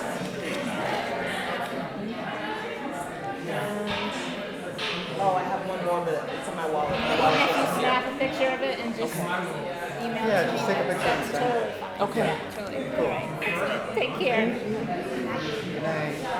Okay. Hey y'all, how you doing? Hey. So at Cooper Union, we have this thing called the Interdisciplinary Seminar, and it's really cool because the first half is like this, is the lecture that's open to the public, and one of the biggest ones that I remember was when Greg Bordowitz came, and I had never seen so many people in a Cooper Union auditorium. This is back when we had the engineering building, so like a traditional, like huge stepped lectern, packed to the gills. I didn't know who Greg Bordowitz was. But I was in the class, so we read something from The AIDS Crisis is Ridiculous. Doug Ashford and Waleed Rod were the teachers. They brought amazing people, Okwe and Wezor, Julie Alt, the Autolith group, wildness. So like all these people are there, the place is packed, full of strangers and also alums. And then during the second half, they all leave, and the people who are left are the students who then participate in question and answer. So, thanks for hanging in there, and come closer. If there's a seat in front of you, then there's too much space between us. So this piece that was playing during the break was one of the last things that I made while I was at Yale. Do you want to talk about, since the last... Yeah. Oh, sorry. Oh, yeah, I was just going to say that this was the first time that I had made a video collage, a lip-syncing video collage, without me in it. So I enlisted Hasabi and Sydney. So Sydney Lemon was an actress at the School of Drama at the time, and Hasabi Kidanu was a first year when I was a second year in the painting department. And this piece is called Forever 21, The Essence of Innocence. The text that I was reading at the time is called The Essence of Innocence, Consequences for Dehumanizing Black Children. It's published by the American Psychological Association. It's a white paper with, a full, case studies. It's a study about the dehumanizing of Black children and about how Black and brown children are commonly regarded as less innocent and more adult as children. So they're singing the song, or they're lip syncing this Luther Vandross song from his solo album, his solo album, Give Me the Reason. And I felt like this song was fitting because it's one of Luther's songs on this beautiful, beautiful album, of love songs. You know, Luther was a backup singer before he was a solo star. You can, if you like David Bowie and you look up the video for Young Americans, he's one of the three backup singers singing in Young Americans. He sang on lots of different tracks. That's a whole other world. The backup singer. If you haven't already seen 20 Feet from Stardom on Netflix, then you should, and like learn about that story. They get into him, and they get into a lot of other people who like made the music that a lot of us love and don't even know why. They're the reason why. So he was famously this like humble and gracious solo star when he became a solo star. The backup singers worlds continued to respect him. He didn't become a diva. And treat them the way a lot of solo stars treat backup singers. So this one song on this album is extraordinary to me because it really kind of like, the way that the song works, it centers the backup singer. Like they really actually do most of the heavy lifting. They take center stage. You know, like it's almost like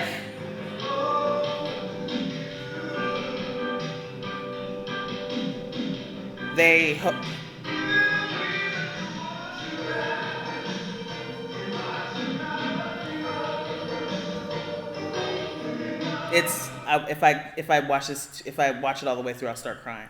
So I felt like it was fitting. It was one of the songs that came on over and over again in my Pandora rotation, and I felt like it was fitting because actually I was playing this on the record player in the studio a lot, but it's the only song in this suite of songs on that album that doesn't have a resolution. So all these other love songs have a resolution, like I love you, you love me, stop to love, you work a lot, you never stop to love, stop, I love you, stop, say you're coming home. You know, there's resolution in all these other love stories. And Give Me the Reason, there is no resolution. Sydney helped me understand it from the perspective of someone who studies theater and who studies from inside of their own body. She said it's like sex without climax. There's never any release that happens in the song. The buildup happens. The buildup continues to happen with these backup singers like, ooh, ooh, but there's never any resolution in the story or in the architecture of the song. It remains stuck in this place of questioning. It's like begging, give me the reason to want you back. Why should I love you again? Do you know? Tell me how to forgive and forget.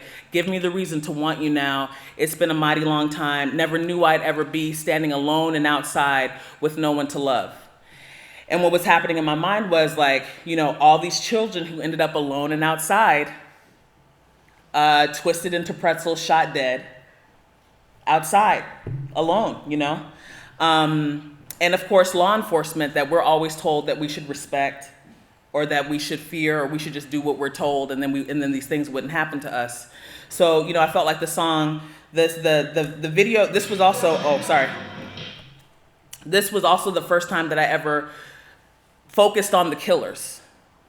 So the killers make their first appearance now in this video. So you see Timothy Loman, who killed Tamir Rice, and in the end, it centers on Darren Wilson. It ends here with the Justice Department won't charge Darren Wilson. And that's his face after he was supposedly beaten by this 17-year-old boy that justified him shooting him to death because he thought that the boy was a monster. His words from his post-interview. But then I had to take a break because it was like physically taxing for me to continue to hey y'all, sorry, we started talking without you. And at the time, so we're back in school. So at the time I was, I had taken an experimental sculpture class with Michael Queenland. I had questions about whether or not color could be a vehicle.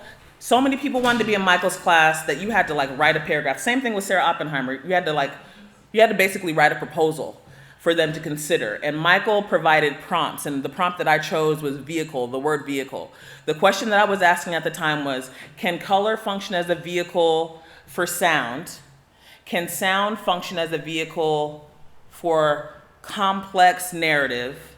Can a complex narrative function as a vehicle for emotion? can emotion function as a vehicle for color, back to color? So a loop from color, sound, emotion, back to color.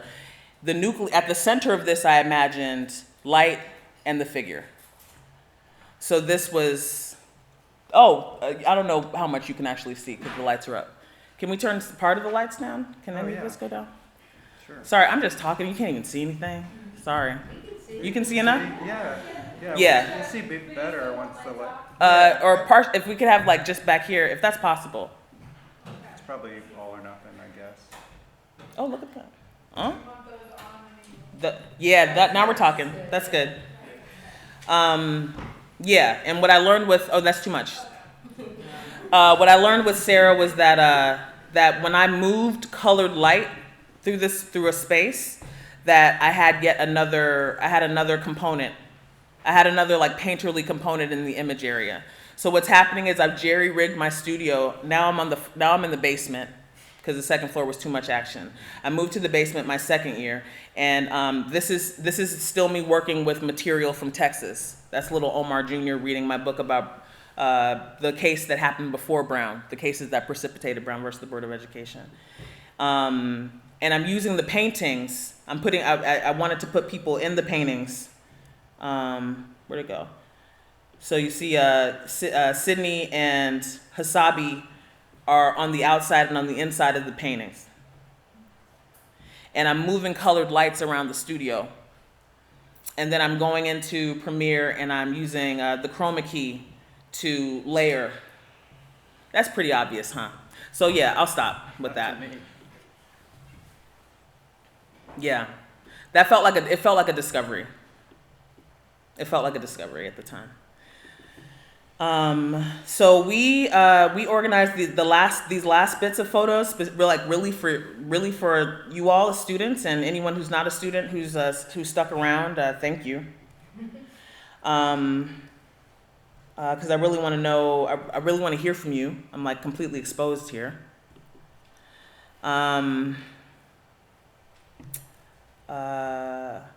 When you go to the Whitney, I hope you go to the Whitney and see the show. I really stand firmly behind this show. I can't wait till it's properly historicized, what the curators have done. But when you go, you'll see this piece, and you'll see these buttons. This is what the buttons break down. This is. I'm not gonna quote Blueface right now. This is how they break down. These are the image of the condemnation records that were discovered by the historians that I was reading from for this book of The Park and the People by Elizabeth Blackmar and Roy Rosenzweig, 1992, Columbia University Press. They found this condemnation record that shows who owned what in Seneca Village. These condemnation maps were drawn up by the city. See, there's Albert Lyons. You see that? Right there. That's one of the properties they owned. I can't get any closer. Up in the upper right-hand corner, lot 33. And why did you choose the form of those buttons? I don't know. I had buttons in the studio, and I was just, it was like one of those intuitive moments in the studio, and I knew that I wanted them to hold that space over there in the upper right-hand corner. So this is an image of one of the proposal drawings that we talked about over dinner, one of the proposal drawings for the park, and the condemnation records. So yeah, I just wanted to show you that. But we prepared the last images of this slideshow to go a little bit further back in, a little bit further back in time. You're going too fast for the computer. A little bit further back in time, back to when I was in school. Yep. I mean, a lot of, Back before I met when I was in Cooper. We met at Cooper, so this was, But even the murals, that's before I met yeah. Yeah. But I'll shut up now, You guys actually. should feel free to ask questions. Mm-hmm. Please talk to me, otherwise I'll feel lonely. Right on, let's do it. Why do you use blue and orange so much? They're complementary colors. They initially. Favorite or? No, I don't have any favorites. Not really. I do find that I use a lot of hot colors. I do actually use a lot of hot colors. No, I'm just like quite formally, I was trying to initiate a vibrating boundary, so that when a viewer is close to them and is looking closely at any part, I guess I should go to that piece. That when a viewer is looking closely, that they're going to experience the after image that is totally physical and totally like against our will. Yeah, go for it. I hear you breathing. Go ahead, talk to me. Oh, you know what else I wanted? Jonathan has a question. You know what else I wanted? I wanted, and it was hard to do.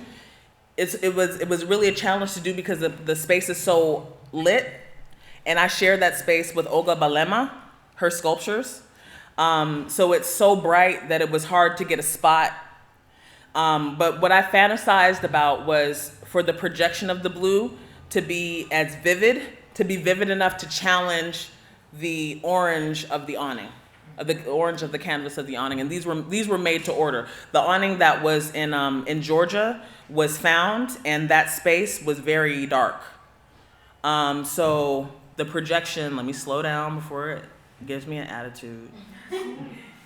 Okay, so you see how darkly lit that space is? And you see how strong the projection ends up being? That's what I wanted for the other one. But the cool thing was that in having it made to order, I could choose my color.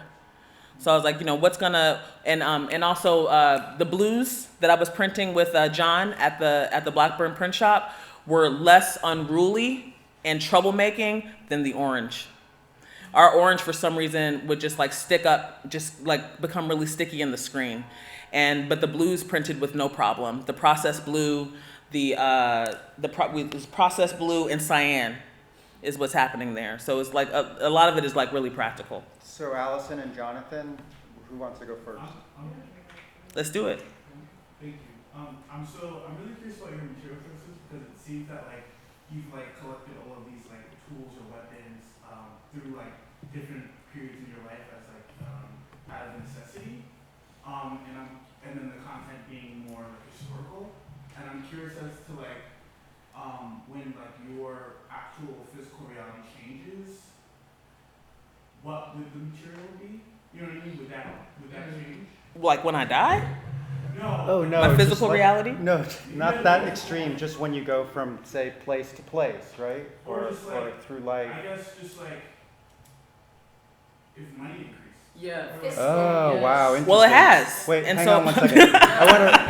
How can we rephrase that question so that in case we use it?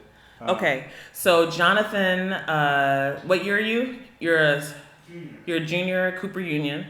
Jonathan is asking about my material decisions, my palette decisions, and how they change as my life circumstances change, and my ability to procure materials at my desire becomes more flexible. So talking about this awning, the awning is a reflection of that. So like this new body of work was possible because I had support from my gallerists at Tilton Gallery, and then we all worked as a team with Jane Panetta and Rue Hockley at the Whitney. So like that awning that's in the museum, they supported that. The museum supported that. So first, my gallerist made the purchase for me. They ordered it for me, and then we were reimbursed. It was materials. The production was supported, and then also my gallerist helped me pay for. They placed the order for me and paid for those digital archival prints from Dugal, and I think we were reimbursed. The set that's in The Woman is King in the museum that came out of my production budget. But I had to request when I requested help. I requested help and help was there. But you're still using the paper bags and I the am. medical gauze. I am, yeah. And the chip bags Mhm. and everything. Yeah, I have this compulsion to use what I have used, and when I was a nanny, I found that I was like making lunches for 3 different families of children in the Cambridge area. I was so broke that I couldn't afford a Charlie card or a bus pass. So I took caregiving jobs around the neighborhood where my best friend and I lived. And at the time, she was letting me squat in her room, and I was like subletting my room. It was rough. And I had the great fortune of finding these really fantastic families to work for. We just really all fit. A German family, a German-American family, an English family that had just come to the United States for the father to work, and an Indo-Canadian family. And so they were all really little when I got to them. Sam was the youngest, who was just about to turn 1. I think the oldest child I had was like 7 or 8. So I was making snacks for them, and I was left with all of this material. There was all this waste from them eating, and like a insulated material, children's snack stuff. And I felt like I felt like something must be done. I was like, this must be good for something. I just don't know what it's good for yet. So I asked every household to just collect them for me, to let me like have a place in the kitchen where they would place them, and I would place them, and I would collect them every couple of weeks. And I just started kind of stockpiling them. At the time, I was working as an assistant for Otto Pina and his amazing wife, Elizabeth Goldring. Otto was the founder of the Zero Group. It's because of Otto that we know about Yves Klein. You might recognize Yves Klein's name. Some of you might recognize that name more than you recognize Otto's name. But I got to work with him, started working with him when I was at MIT, and he took me to Europe with him one summer to be his assistant, one of his assistants while he worked. Well, we did stuff in Dusseldorf and in Paris and in Berlin.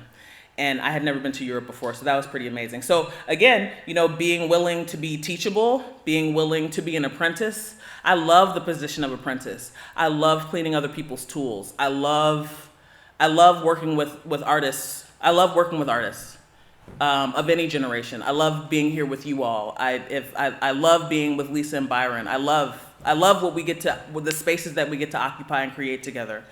It's really crucial that we recognize the importance of stewarding these spaces for each other. So I'm just someone who's been stewarded, So Otto, when I came back from Europe with Otto, after having this amazing time working for him, and then working for him, I came back into the country as George Zimmerman was acquitted for Trayvon Martin's murder. And I remember coming into Logan Airport in Boston and seeing flat screen televisions in which talking heads are really having conversations trying to rationalize why this boy deserved to die like that as he was walking back to his father's home, their home in a gated community in Florida, that somehow it could be rationalized that George Zimmerman, because he had Skittles in his mouth. Somehow, so like I'm actually like watching people try to like consider this, and I immediately just felt sick.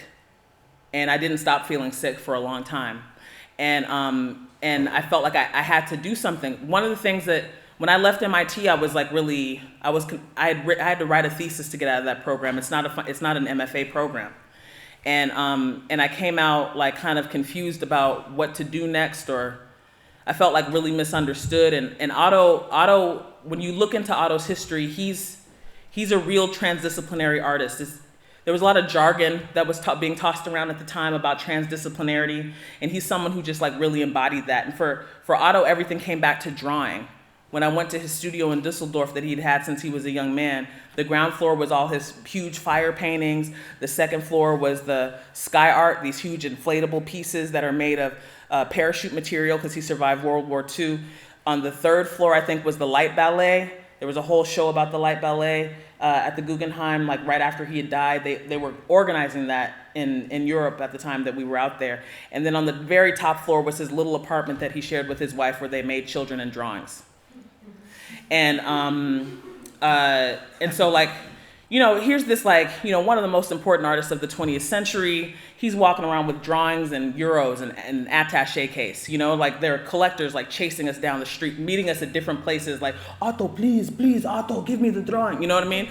And I'd never seen, I've seen some things, but it was something to behold. And I remember thinking like, wow, on our train trips between Dusseldorf and Berlin and Paris, we were talking about drawing. We were talking about humanity. We were talking about ethics.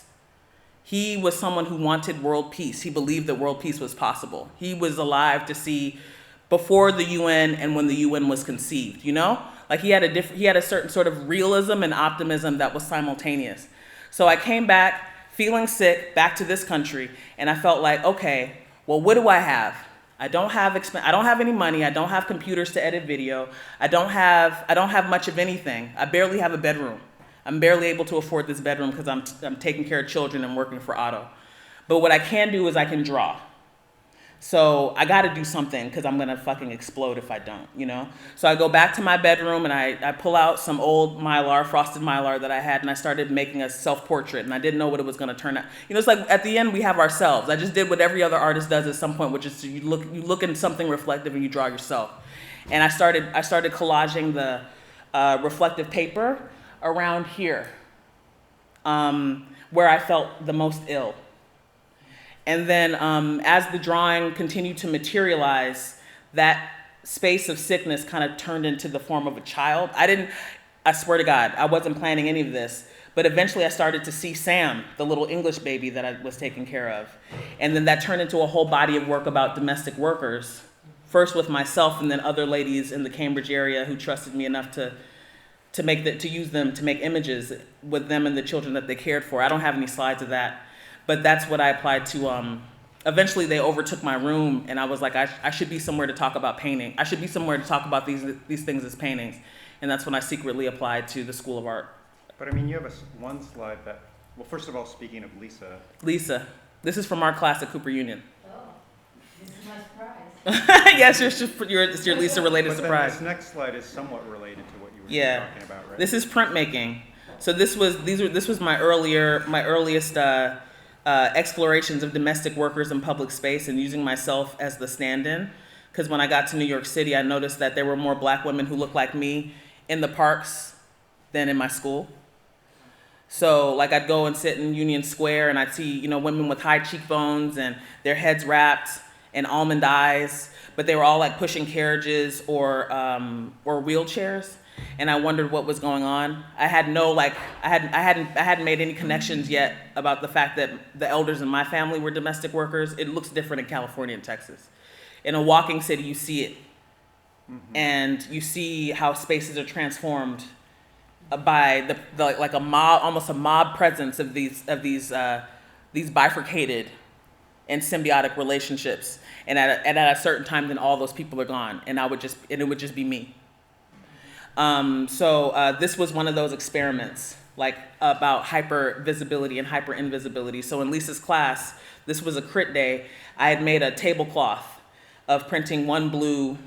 This was blue printed on blue, and then I laid it down and let everybody put their food on top of it while we potlucked. And I don't know, one of my crit was like close to last, so that, you know, you see that in the table we've been eating all class. And then when it came to be my turn, I just simply asked everyone to remove everything from the table. And then it revealed itself that there was a domestic right there in plain sight. And then that led to, that actually ended up being what my thesis paper was about to get out of MIT. It's called The Seen, the Unseen, and the Aesthetics of Infrastructure, exploring black and brown women's bodies as transformative agents in the built environment. Yeah. Allison, did you have a question? Sorry.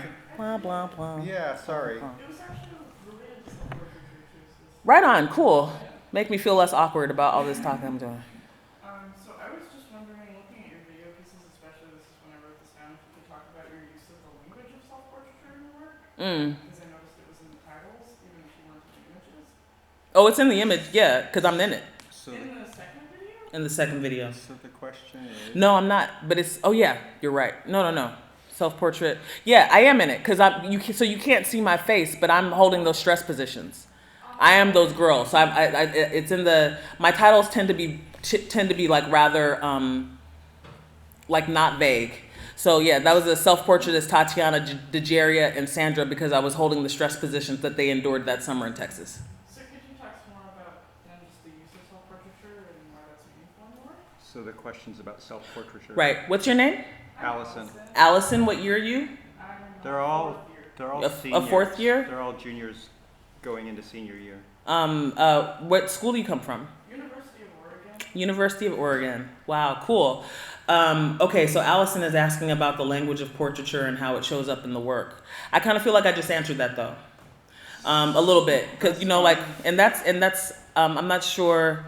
So like I returned to the self-portrait when I had very little else to work with, and I was at a loss because of like the rising violence in this country. I was at a loss. So I find myself returning to it, and like many other artists in our shared art history, just like returning to the self-portrait as like an anchor, and also as a way to like put myself. Sometimes it's a way to protect for a while with the domestic worker research. It was a way to protect the anonymity of the women that I was actually looking at in public space. With the self-portrait as Dejaria and Sandra and Tatiana, it was a way to not pretend like it couldn't easily be me.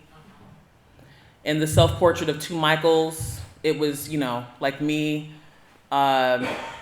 thinking about the possibility of my own death, like thinking about my relationship to Michael Brown and also to Michael McDonald, and thinking about how like one Michael from Ferguson gets to live and the other one is doomed to die. Yeah. Does that answer? Thank you for your question. Hey, y'all. Tell me your name and what school you come from. I'm Tina from Milwaukee Institute of Art and Design. Tina from Milwaukee Institute of Art and Design. Yeah. Okay. Can you talk a little bit about your limitations on material? Like, I know like before you had limitations set on like just like money, but now it seems like you have like the entire, you're getting help in things. And so like what limitations do you set, but also materials as in like narrative too? Like you have very specific stories that you talk about. So I'm wondering how you go about choosing those stories over like the broad amount of stories you could pick. True. The questions about how do you choose? Tina's asking, how do I choose materials, physical materials, and the narratives that I explore? Mostly with my gut. You may notice if you were to look at like like anatomy drawings that not intellectual escape. My Oh. work is my work. My work is my work. I'm sorry, I didn't mean to answer your question. Does that answer that? Kind of. Well, how do I choose? Yeah, I mean, now you got me all confused, Byron. That's my job. As the conversant, as the troublesome conversant. Yeah, I was just going to say that, and as a teacher, always my teacher. As a, the brain and the intestines like mirror each other, and they're connected. And so I think in that Whitney video when I was talking with Noah and the Sand and Wolf film crew and Anne who was my unseen conversant, I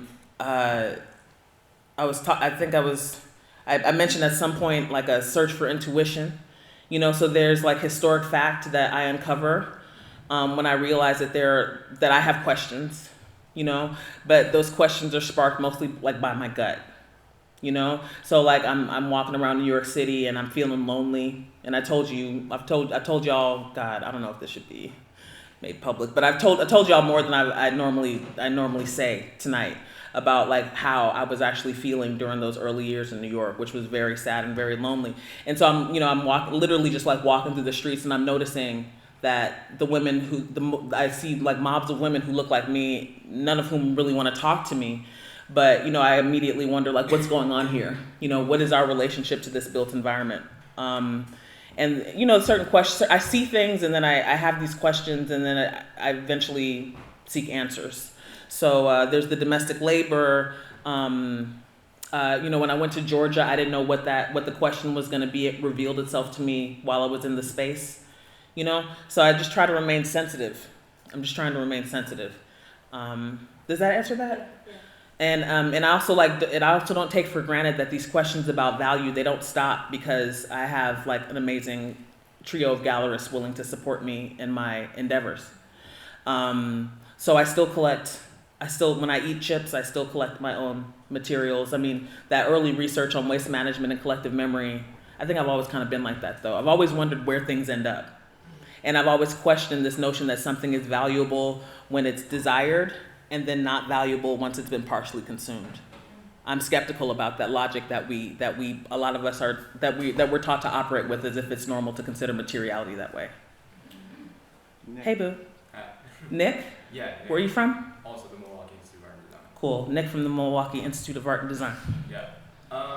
You're kind of like in that and a number of other ways and questions you've talked about how you like choose your materials, and a lot of those materials kind of came from things you had on hand and like that thinking about value. But then like I look at a lot of the forms you kind of like take those materials into, and I'm really curious about like I keep coming back to the awning and like thinking about the associations that I have with an awning, or like when I see an awning, the places that I think of.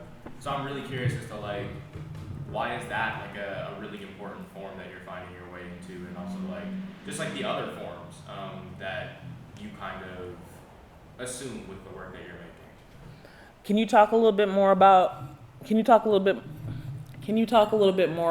what you're seeing when you see an awning? What comes up for you? Why you're interested?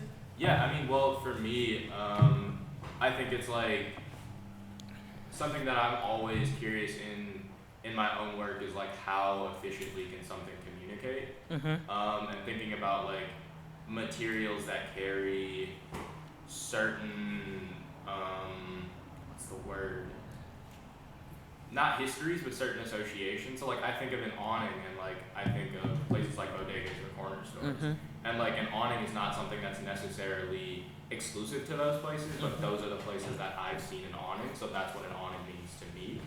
And like the reason of that is like because like bodegas and like really small like family-owned corner stores exist in places where like people of color predominantly live, and like so that's like my experience to an awning.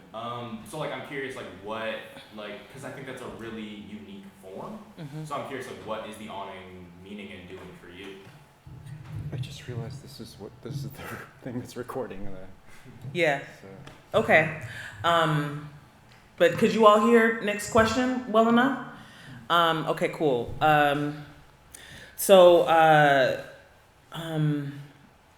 You know, when I look back at my sketchbook from when I was in undergrad and I started drawing the awning as a possibility. Where are you going? What are you doing? Oh, I feel like my role is. You're just gonna leave me out here. The awning. So I started drawing the awning because I was, you know, these questions about translucency and value, and how thin something could be and still make an image. They kind of these formal questions about like what was a sculpture and what was a painting. I had a big aha moment when I was like, oh, the stretcher historically holds a painting, and a painting is a window, and a painting can be a mirror. But you know, like what is painting? And I feel like Lisa talks about this when she talks about her work, which is just exhilarating for me. Like the core formal elements, especially as you know, she's one of my Yale School of Art foremother. So like, you know, when there was like a hardcore ideological argument being made about formalism, and so it's really exhilarating to me to like get down to that nucleus. Like what is painting historically? You know, what did the stretcher do when a material is stretched on a canvas? Eric Mack explores these things. You know, like what is the nature of painting? What is the material historic relationship that we have to our understanding of painting's history? And there was this moment when I was like asking these questions about whether or not these prints could be drawings, under what conditions could I turn these prints into paintings? So then I started, and then like, you know, can a sculpture, what's the relationship between sculpture and painting? Which is why I was so excited to take your class. So there was this moment where I was like, oh, if I push away from the wall while still being bound to the wall, that there's then a formal relationship happening with the third dimension and the second dimension. So the window becomes something else. You and Eric Mack and Lisa Siegel have so much in common in that regard. Yeah, it's fun. Like that's where the fun is. You know what I mean? Like I'm not trying to be sad all the time. You know what I mean? Like I'm not trying to be sad. And making art makes me happy. You know, I truly feel like this is the language I've been speaking since I was a child, and it took me years to realize that my ability to work with working artists as a little child in a public school was a function of the effort to desegregate schools and to combat white supremacy. In policy, you know, policy that changed public space. I had no idea, but like this is all I want to do. This is, you know, like all I want to do is think about like formal concerns, really. And so the awning was just a shape. It wasn't really an awning at first, you know. In my sketches, I was like, oh, if I make this right triangle, if I take this square and turn it into a right triangle, then it's making an argument about sculpture. And I was like, oh shit, that's an awning. That's an awning. And I still, at that point, I was projecting. I was interested in light moving through the translucency of the surface.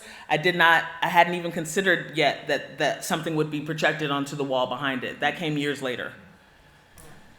And then now, of course, New York City and every other major city in the country is experiencing this forced exodus. And it's this very like sad place. Like the East Village is a sad place to me right now. Like a lot of areas of New York that have been bustling centers for small independent business. The souls of these cities are sitting empty, but not empty the way they were in the 80s. You know, like, or even in the 70s, where people would then like, you know, squat or, you know, like turn them into something else. They're just boarded up waiting to become some like big box conduit, you know? So I'm seeing all of these awnings that are just like, you know, that are these like these ghost town symbols of what used to be there and the life that used to be there. Like the awning that still sits in front of what was New York Central art supply store, a 150-year-old art supply store. So I really wanted for this current body of work, Time Out of Mind, nod to Donald Fagen and Walter Becker. I wanted this current body of work that's at Jack Tilton Gallery and that's at the Whitney. I wanted to actually like use awnings from the city, and we spent most of our time of me getting ready for this show trying to negotiate getting awnings.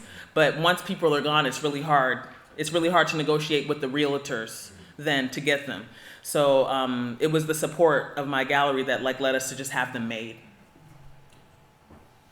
Yeah, thank you for your question. Hey. Hey, RISD in the house. Sorry, I love RISD.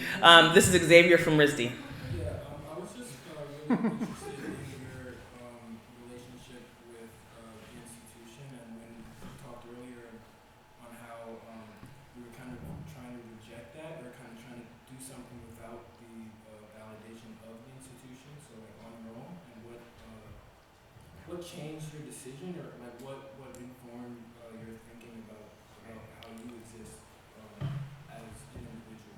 You're so thoughtful. That was this. So Xavier's asking about my relationship to art institutionality, why I left and then decided to go back and finish. And he asked, what did he said that perhaps I was rejecting the institution to figure out what I could do on my own. Thank you for that question. I was never on my own. Is what happened. I was never on my own. So, you know, like my ability to drop out of school essentially and then fall in with like many different kinds of artists. I was running around with graffiti artists. I was breaking the law. Thank God I never got busted. I was, by day, I was working as a muralist apprentice that, you know, led me to be able to design and make this in my hometown of Los Angeles. By night, I was wild. And it honestly would have now that I've survived myself, it would have been really hard for me to stay in school at that point. I was like truly wild. But at night I was like, I made friends. I would go dancing a lot. I'm really awkward and anxious by nature, so like I didn't dance until around this time. And I fell in with graffiti artists but the work that I was doing in the daytime led to further apprenticeships. So people discovered that I could paint. So one mentor passed me on to another mentor. I worked at Claire's Accessories, Piercing Ears. I worked at the local YMCA in membership services. And then eventually I got one of my first jobs as a teacher's assistant for an art program for first-time juvenile offenders. And that was like a big, wow, you know, like I came to appreciate But I never stopped working, you know? Like I was always working multiple jobs. I didn't starve. But then 9/11 happened, and a lot of the money for not-for-profit organizations that were focused on the arts started to dry up, and the surroundings changed. But I was never alone. And this is before San Francisco got emptied out by the tech boom, like the tech bubble burst. That like has San Francisco looking like a totally different landscape. But it's important to remember that no matter where we are, we exist in a trajectory of artists that have come before us, and they are somewhere.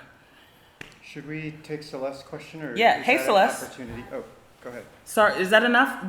And we can talk. I mean, I could. Yeah, and also like all of these institutions are ours, you know. Like the same people that were mentoring me, who were public artists, went to SFAI in the '70s when it cost $100 a semester.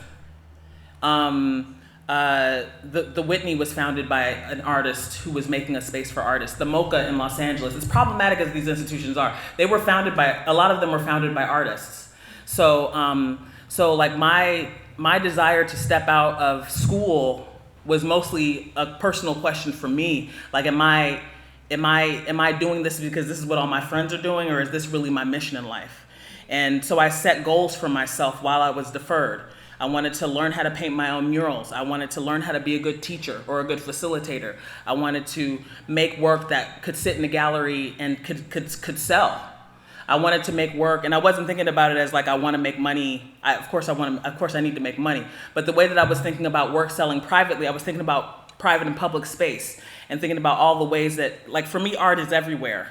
So I was like, how can my work be in all of these places and serve these different functions? So I wanted work to be on the street so that everybody had access to it. I wanted work to be in people's homes so that it served as a sort of like medicine or like private meditation space for people who had it in their homes. I wanted to be a facilitator who like passed on what I had been given that was good. And if those things happened in the way that I wanted them to happen, like truly, then I would apply to Cooper Union.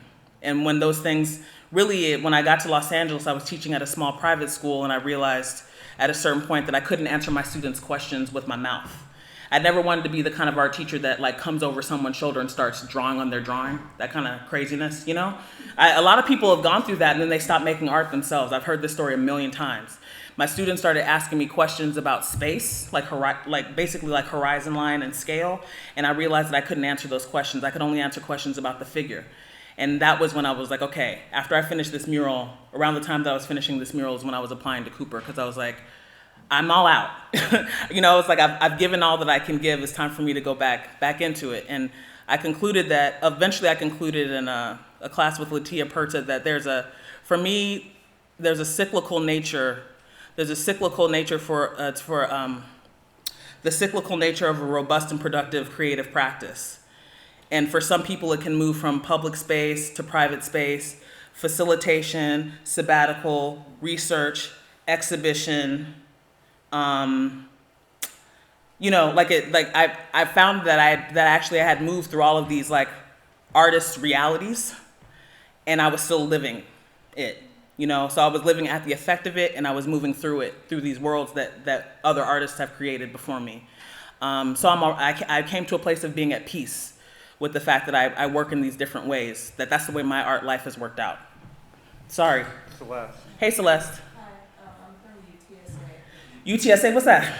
University of Texas at San Antonio. Hey, University of Texas at San Antonio. Celeste, thank you. I just wanted to know, since like you do use a lot of like stuff that you find around, like have you ever had It's stuff that I choose. But have you ever had any pressure to make your stuff like more archival or like Yeah, and that's important to remember too. I mean, unless someone wants something that's going to self-destruct. And that's like, you know, this is the beauty of art history, is that a lot of the history that we learn inside of the schools that we find ourselves in or that we choose to go to, is a lot of it is a documentation of informal history, of like experimentation, of happenings. So like that's totally valid. Like some people in here may want to make like you should make things that are built to spill at some point. You know, like that's what you should be doing now. Like you should make things that are going to destroy themselves or you know what I mean? To know what that's like. and to know what your next alchemic response is going to be.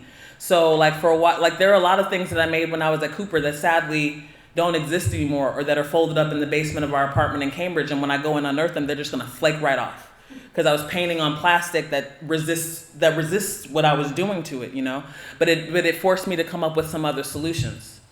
I feel like I've come to a really good place with my material decisions, like these window drawings that I was doing after I took a class at the Harvard School of Government on informal economies, in which like I'm wearing a princess cut domestic workers uniform, the kind that the elders in my family wore when they were working as domestics. I draw using an oil stick inspired by Joan Jonas's drawings in oil sticks. I draw on a street-facing glass an image of a domestic worker that looks a lot like me, but it might be someone else. And then as soon as the drawing is done, because I can still draw to scale, freehand, what? But as soon as it's done, so it's really interesting when that's happening, because people walking down the street will stop and marvel. They do what they do when they see us doing what we do when we're in public, right? Like, oh, look, there's an artist. That's some sort of artisanal response to a surface that I can recognize. There's a figure that I can recognize. And while she's doing it freehand, wow, what's going on here? And then as soon as the drawing is done, I would not let it. Most of these pieces, I wouldn't let them tarry.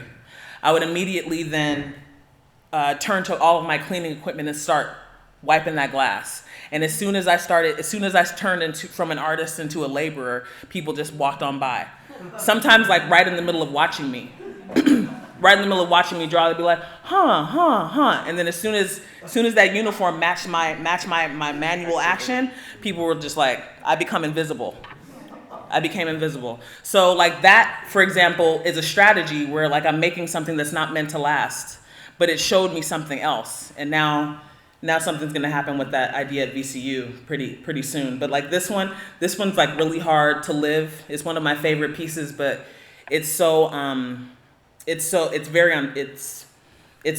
that actually like don't show very much. Yeah. So, but you know, all of these things have forced me to come up with better strategies for longevity, because I want them to live. I want them to live beyond me. I want them to survive. So the things that I make now are like with these pieces from the Interstate Love Song works, the brown paper bags are laminated onto cotton duct archival paper that I've printed on. So the archival element of the construction is actually at the core, and then the gauze, which has been around since like 1984. Unless it's set on fire, it's really gonna be fine. So like it's functioning as the core, the archival core for the structure. The pieces that are at the gallery now are on muslin, canvas, linen. This piece that is at the Whitney is on linen, which is why it's so brown. It was hard to even like punch holes in it, that it's so the weave is so tight. So yeah, for sure is my answer to your question. And I just hope that all of you are experimenting as much as you can to find out what your relationship to your material is going to be. Hey. It looks like George has a question. And then and Libby. Okay. Hey, George. Hi, I'm George. Where are you from? I go to Harvard. Hey. Y'all are killing it. Have you taken any classes with El Perez? Yes. You need to. Yes. You need to. I don't know anyone else who's been invited to come back to VES as a visiting artist as many times as El has. And when they first started teaching there, they were living with me over on Concord Ave, and we'd be up all night talking about y'all. They are enjoying very much what's happening with you Harvard students who are studying art. So it's nice to meet you. Nice to meet you. So I guess I had a question about. So correct me if I'm overgeneralizing, but it seemed that when you're talking about like your painting practice, a lot of what drives maybe like when you reach a feeling of resolution, or like what drives kind of like your decision making is reach like this kind of pleasure of like reaching formal resolution. And then I was interested in how that seemed almost like a polar opposite to like how you were feeling and engaging with like the video work, in terms of like the way that it viscerally engaging with like videos and documentations of like violence enacted by like a majoritarian white state upon black bodies, and like you kind of experiencing that in this like really visceral way, and like it seemed like a really drastic turn of like the way that you're engaging with color from like this kind of thing that was like driven by like pleasurable problem solving into this space where like then because the videos also are engaging like with maybe like a similar color palette and like like with the paintings themselves. Yeah, with the paintings. It's the same painting. And like but then the way that it's affecting you, and then also like the way that this feeling is like being conveyed by the work is like so drastically different. So I was wondering if you could talk more about that, and I was also wondering if you could talk about like times that like maybe this like these polar opposites like also kind of like go like into each other, or like times in the painting practice when like this like visceral like pain and violence kind of like disrupts the act of like pleasurable like formal problem. Formal pleasure, yeah. Times that like even in like the intense like. You should make them come up and like. You should be on the mic right now. It's gonna be hard to retell this question for the recorder, but it's really really good. Or like in like the practice of the video practice, like times that like the pleasure might also come into that. Yeah. This is an example of that. This was one of the most pleasurable pieces to make. The Forever 21. Yeah, I don't know. I have these ideas and I want to see them through.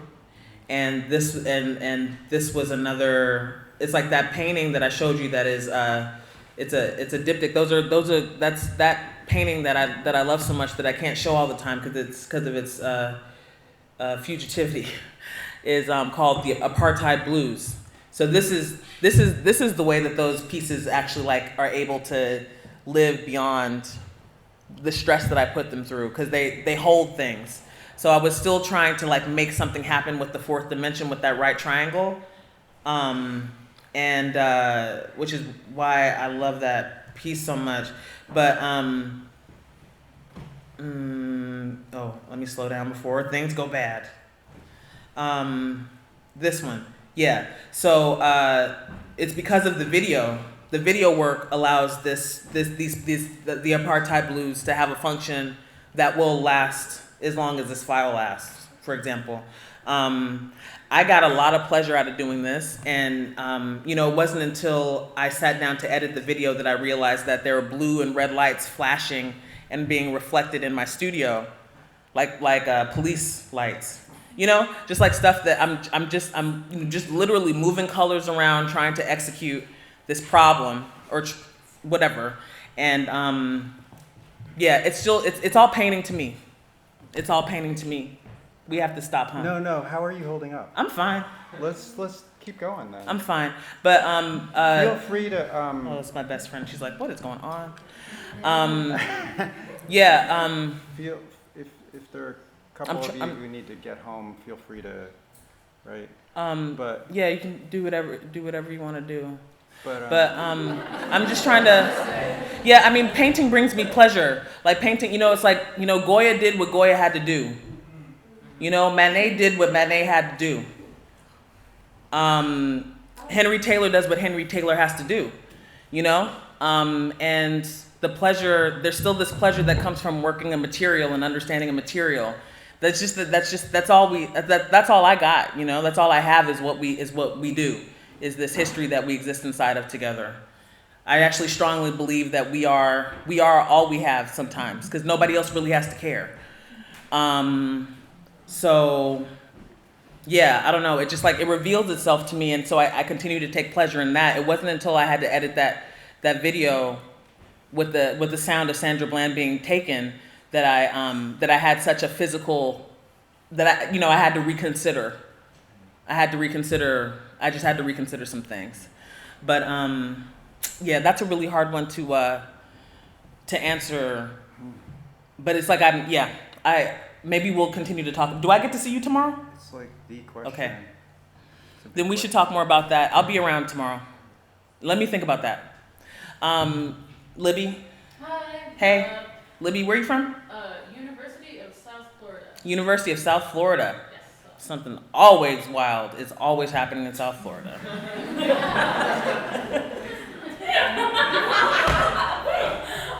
Okay, so thank you for coming, and I noticed you talked about a lot about like all of the jobs you have, and you have had to work like your entire like career and life, and I, like as another like artist of color who does not come from money, like I really appreciate that. And I just wanted to know, like now as you've like had all these achievements, you know, like Whitney and Skowhegan and everything, like what are your jobs now? I teach. Teaching. I Yeah. teach and my Still gallery working. sells my work. Still working a lot. Yeah. Where do you teach at? I teach at this last year I've only taught at Cooper Union, my alma mater. And I've also taught 2 different semesters at RISD. I got to teach in the sculpture program, and I was invited there some years ago to teach a senior painting workshop in the painting department. And then, you know, I was really fortunate. While I was at Yale, I was invited to, oh, good Lord. Can you, Byron, can you just tell her that, just type that in, and she's, yeah. I haven't spoken to her. She probably is thinking something bad happened to me or something. Yeah, so I was really fortunate. While I was at Yale, I was adamant about not sharing any of my process online. I was really adamant about you know, my door was open to my fellow classmates, especially to the ones who were like my homies, you know, like the people that I looked to for support and critique that I trusted. I think there were 2 different times that a couple of my cohort mates caught pictures of me in my studio and shared them on Instagram without my without my permission. And it's not like, you know, I just asked them to take it down. I was really, you know, in a space of questioning and, you know, yeah, I didn't need any of that to be public. So I really, I was strict with myself about that. The one time that I shared an image of my studio was I think when we were trying to drum up support for our open studios. So we'd made a Facebook page, and a number of us chose to share an image from our studio. We came up with a strategy to let people know that we were having open studios. We wanted them to come. And in response to that, a woman named Judith Lehman at Mass Art saw that image and saw what I was doing with textiles and took interest, unbeknownst to me. And then she reaches out to me and invites me to come to Mass Art and to the textiles department to be a guest critic, at the end of my first year. And then that led to an invitation to come back to be a guest critic again the second year. And then that led to an invitation to teach a foundation drawing class, which was really fortuitous because I got really caught up in extracurricular like public service behaviors, which is also something I fall into because of the way I've been mentored by public artists. At Yale, there was a lot of stuff. There's always something going on somewhere, right? But I found myself as a rep co-organizing our thesis show, bringing back our thesis catalog, organizing an outside of the School of Art, but inside of the School of Art program called Game Recognized Game, to invite black artists, a black artist and a black athlete to come and discuss the intersection of art and athletics and the performance of Refusal, inspired by Marshawn Lynch and Richard Sherman's refusal to participate normally in post-game press conferences when they were on the Seattle Seahawks. And I had a hard time getting people to respect that what they were doing was actually avant-garde performance. So I then went about raising money and working with people in other departments, in English and African American Studies, anthropology, to raise money to invite Emory Douglas, the Minister of Culture for the Black Panther Party, and John Wesley Carlos, who was one of the 3 demonstrating athletes at the 1968 Olympics, who put his fist up in the air. It's amazing that he came. Yeah, and that was that was not meant to be a Black Power fist. That was meant to be a human rights fist. So says John, because of what was happening in Mexico City in '68, what was happening everywhere.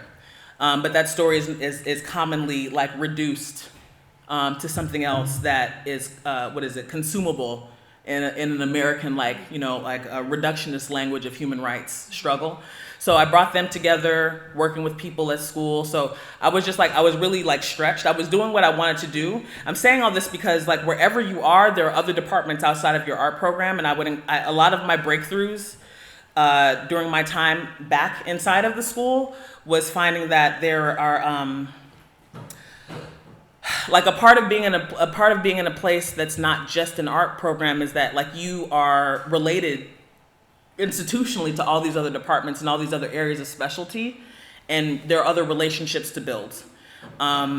Yeah, so I got myself all caught up, and I missed all the deadlines for teaching jobs that Pat DiChiara kindly enough like would stuff in our mailboxes for transitioning out of Yale. So I blew all the deadlines, and so the fact that Judith had invited me to be a critic, and that eventually led to emails about me coming in as a foundation drawing teacher when a space became available, literally was a lifesaver, because I didn't know what I was going to do. And so I took that job, and Jack Tilton offered me a show. So I'd be down in New York making my work in a little tiny studio space that Mauricio Cortez and Kieran Brendan Henton, amazing artists, I'm saying their names for a reason, so you look them up. We all came out of Yale together, and they had created a studio space. And somehow there was like just enough room in there for me to make this work for The Subliminal Is Now. That was my first show at Tilton Gallery. So I was teaching once a week, and then I'd come back down to New York on the Bolt bus and make this work.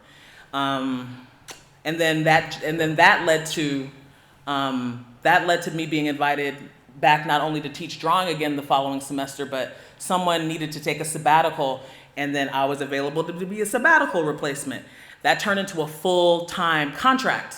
So for 2.5 years, I had a full-time teacher salary, which included benefits. That was key. While you were in school, get your bodies checked out. There were things growing inside of me in my uterus, tumors growing in my uterus that I didn't know about. But because I never felt it, and because I was insured, I was able to get a primary care provider, and these little problems that I was having that I would just otherwise just suck up, they were able to get taken care of. That was key. That was really, really key. Having that full-time job allowed me to have a much-needed surgery right before my insurance ended. And then, just like one thing has led to another. Just one invitation has led to another. I have a question. Yeah. In response to that, like, for what reason or why did you not allow any like photos of your studio while you were in the MFA program?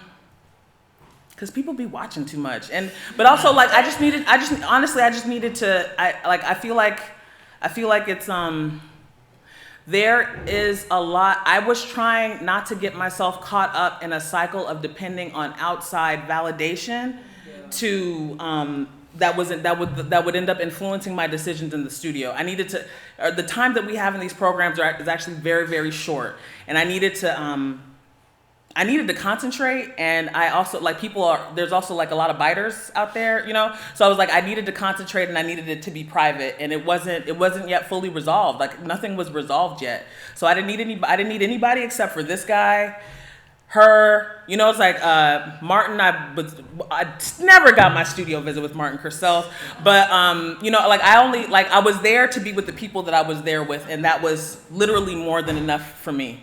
I just didn't. I didn't need my business spread all over the internet like that. I mean, I don't know if I ever told you this, but I was your teacher at Cooper. Yeah. And by the time you got to Yale, I feel like you were my teacher. So I wonder what the hell happened at MIT. And why didn't you bring me there with you? Not on tape. No, MIT was hard. MIT was a hard and cold place. And more than Yale? Yeah. But what I went through at MIT actually, like, I feel like it was like the sort of like unforgiving pressure. It was the sort of unforgiving pressure that, with 2 years of recovery, that allowed me to be in the place that I needed to be to get through Yale. I mean, some people have, like Kieran Brendan Henton, for example, Shabalala Self. I know some like amazing people who have gone right from undergrad right into grad school. They handled themselves fantastically. They made really fantastic work. I'm someone who is like riddled with, not that they don't, and they have it, you know, we're all human. We're all human and we handle pressure in different ways. I recognize now that like the time that it's taken for me to take the steps that I've taken, I think I may not have fared so well if I hadn't like worked through some things. Like at MIT, like I wasn't under a microscope. Like nobody really even understood what I was doing when I came out, let alone like, you know, like it's a research institution. Like I was there to write a thesis. It was all right that I made work, but I was there to do research and write a thesis. And yeah, I learned some things about being at a well-resourced institution that wasn't just focused on art, or in our case at Cooper, art, architecture, and engineering. I'm from small schools. A small elementary school, a small private school, a small arts high school. SFAI was small. You know, I had never been on such a sprawling, well-resourced institution before. And my best friend had been in real school. She makes fun of me because I'm an art school kid, but she was like, you know, you've never gone to real school. But at a real school, there are multiple departments and you like take classes in different places. You don't just depend on like 2 people to determine your value. You don't come home crying because like 2 people said they didn't like your work and now you want to die. You know what I mean? Like she was like, you know? And so it's because of her and the pressure that I was under at MIT, I started taking classes at Harvard because there's a whole consortium there. So I started taking classes at Harvard. I could have taken classes at Wellesley and MassArt also. Yeah, it just made me, but by the time I got to Yale unexpectedly, I was able to like really jump in with all feet, like I have more than 2, but I was able to jump in and like really like eat it up as much as I could. I could have done more. I feel like I could have done more. Should we do last question now? Yeah. Sorry, does that answer?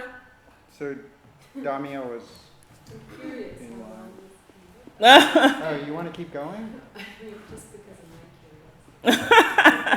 I'm not Curiouser and curiouser. I have to go to the bathroom, so you can let it go as long as Okay. you want. I'll be right back. I've been holding it for an hour. Oh, do you? No, it's fine. It's not me complaining. It's fine. It's fine. Hey.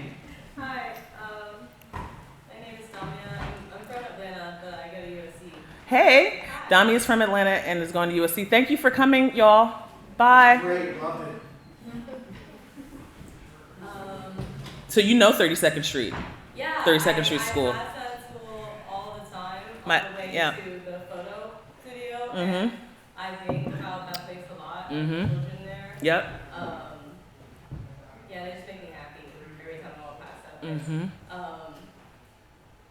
But yeah, I was just, there's so many things running through my mind during all the question session. I was trying to figure out one question to ask, and now I'm like changing it. But I'm interested because of like, you know, your space and time in Atlanta and the work that you made, and also just You know what I'm talking about. yeah. I've been thinking about a lot of like in terms of the public transportation system and how like in every city that I've been to, like I always talk about how like Atlanta's public transportation system is like super limited. But I, you know, never really thought about it in that sense in terms of like the you know, the wanting to keep the segregation inside the suburbs, and like white flight and things like that. And I've been thinking about a lot in terms of segregation of schools and desegregation, migration and movement between back and forth. And I feel like in terms of white flight, it's like especially with conversations with my mom in terms of like when she was living in Atlanta, like my dad moved to Atlanta in the 70s, and we lived in the same house in Southwest Atlanta, and how SWATs? Yeah, the SWATs, and how in that entire area, which is predominantly black, how when they like it was really transitioning in the 50s, 60s, like before that time, it was pretty much all white in actually that section, like. You know, just thinking like the first Chick-fil-A, Greenbrier Mall was in the first Chick-fil-A, and it was like an all-white neighborhood in that entire area. This is now like, you know, almost 100% black, and kind of just, you know, themes of migration and moving, and how with gentrification now it's kind of reversing. Yep. and Kind how, of. well, yeah, very much reversing in terms of the reclaiming of the city and the pushing out of people of color into the outskirts and into the suburbs. Where if they can't afford a car, they literally cannot move. Exactly. Like can't move around there. You can Yeah. end up there, but you can't move around. Exactly. And so I was just thinking about how those questions and how I guess circular, coming back to what is the word I'm trying to find, but just kind of the cycle of things, and in terms of like the layering in your work, that is like in terms of narratives, you're speaking about transparency, light, and how that like the layering and like kind of reflects narratives and how you think about that process and the narratives that you're talking about, and in terms of the way that you make your work.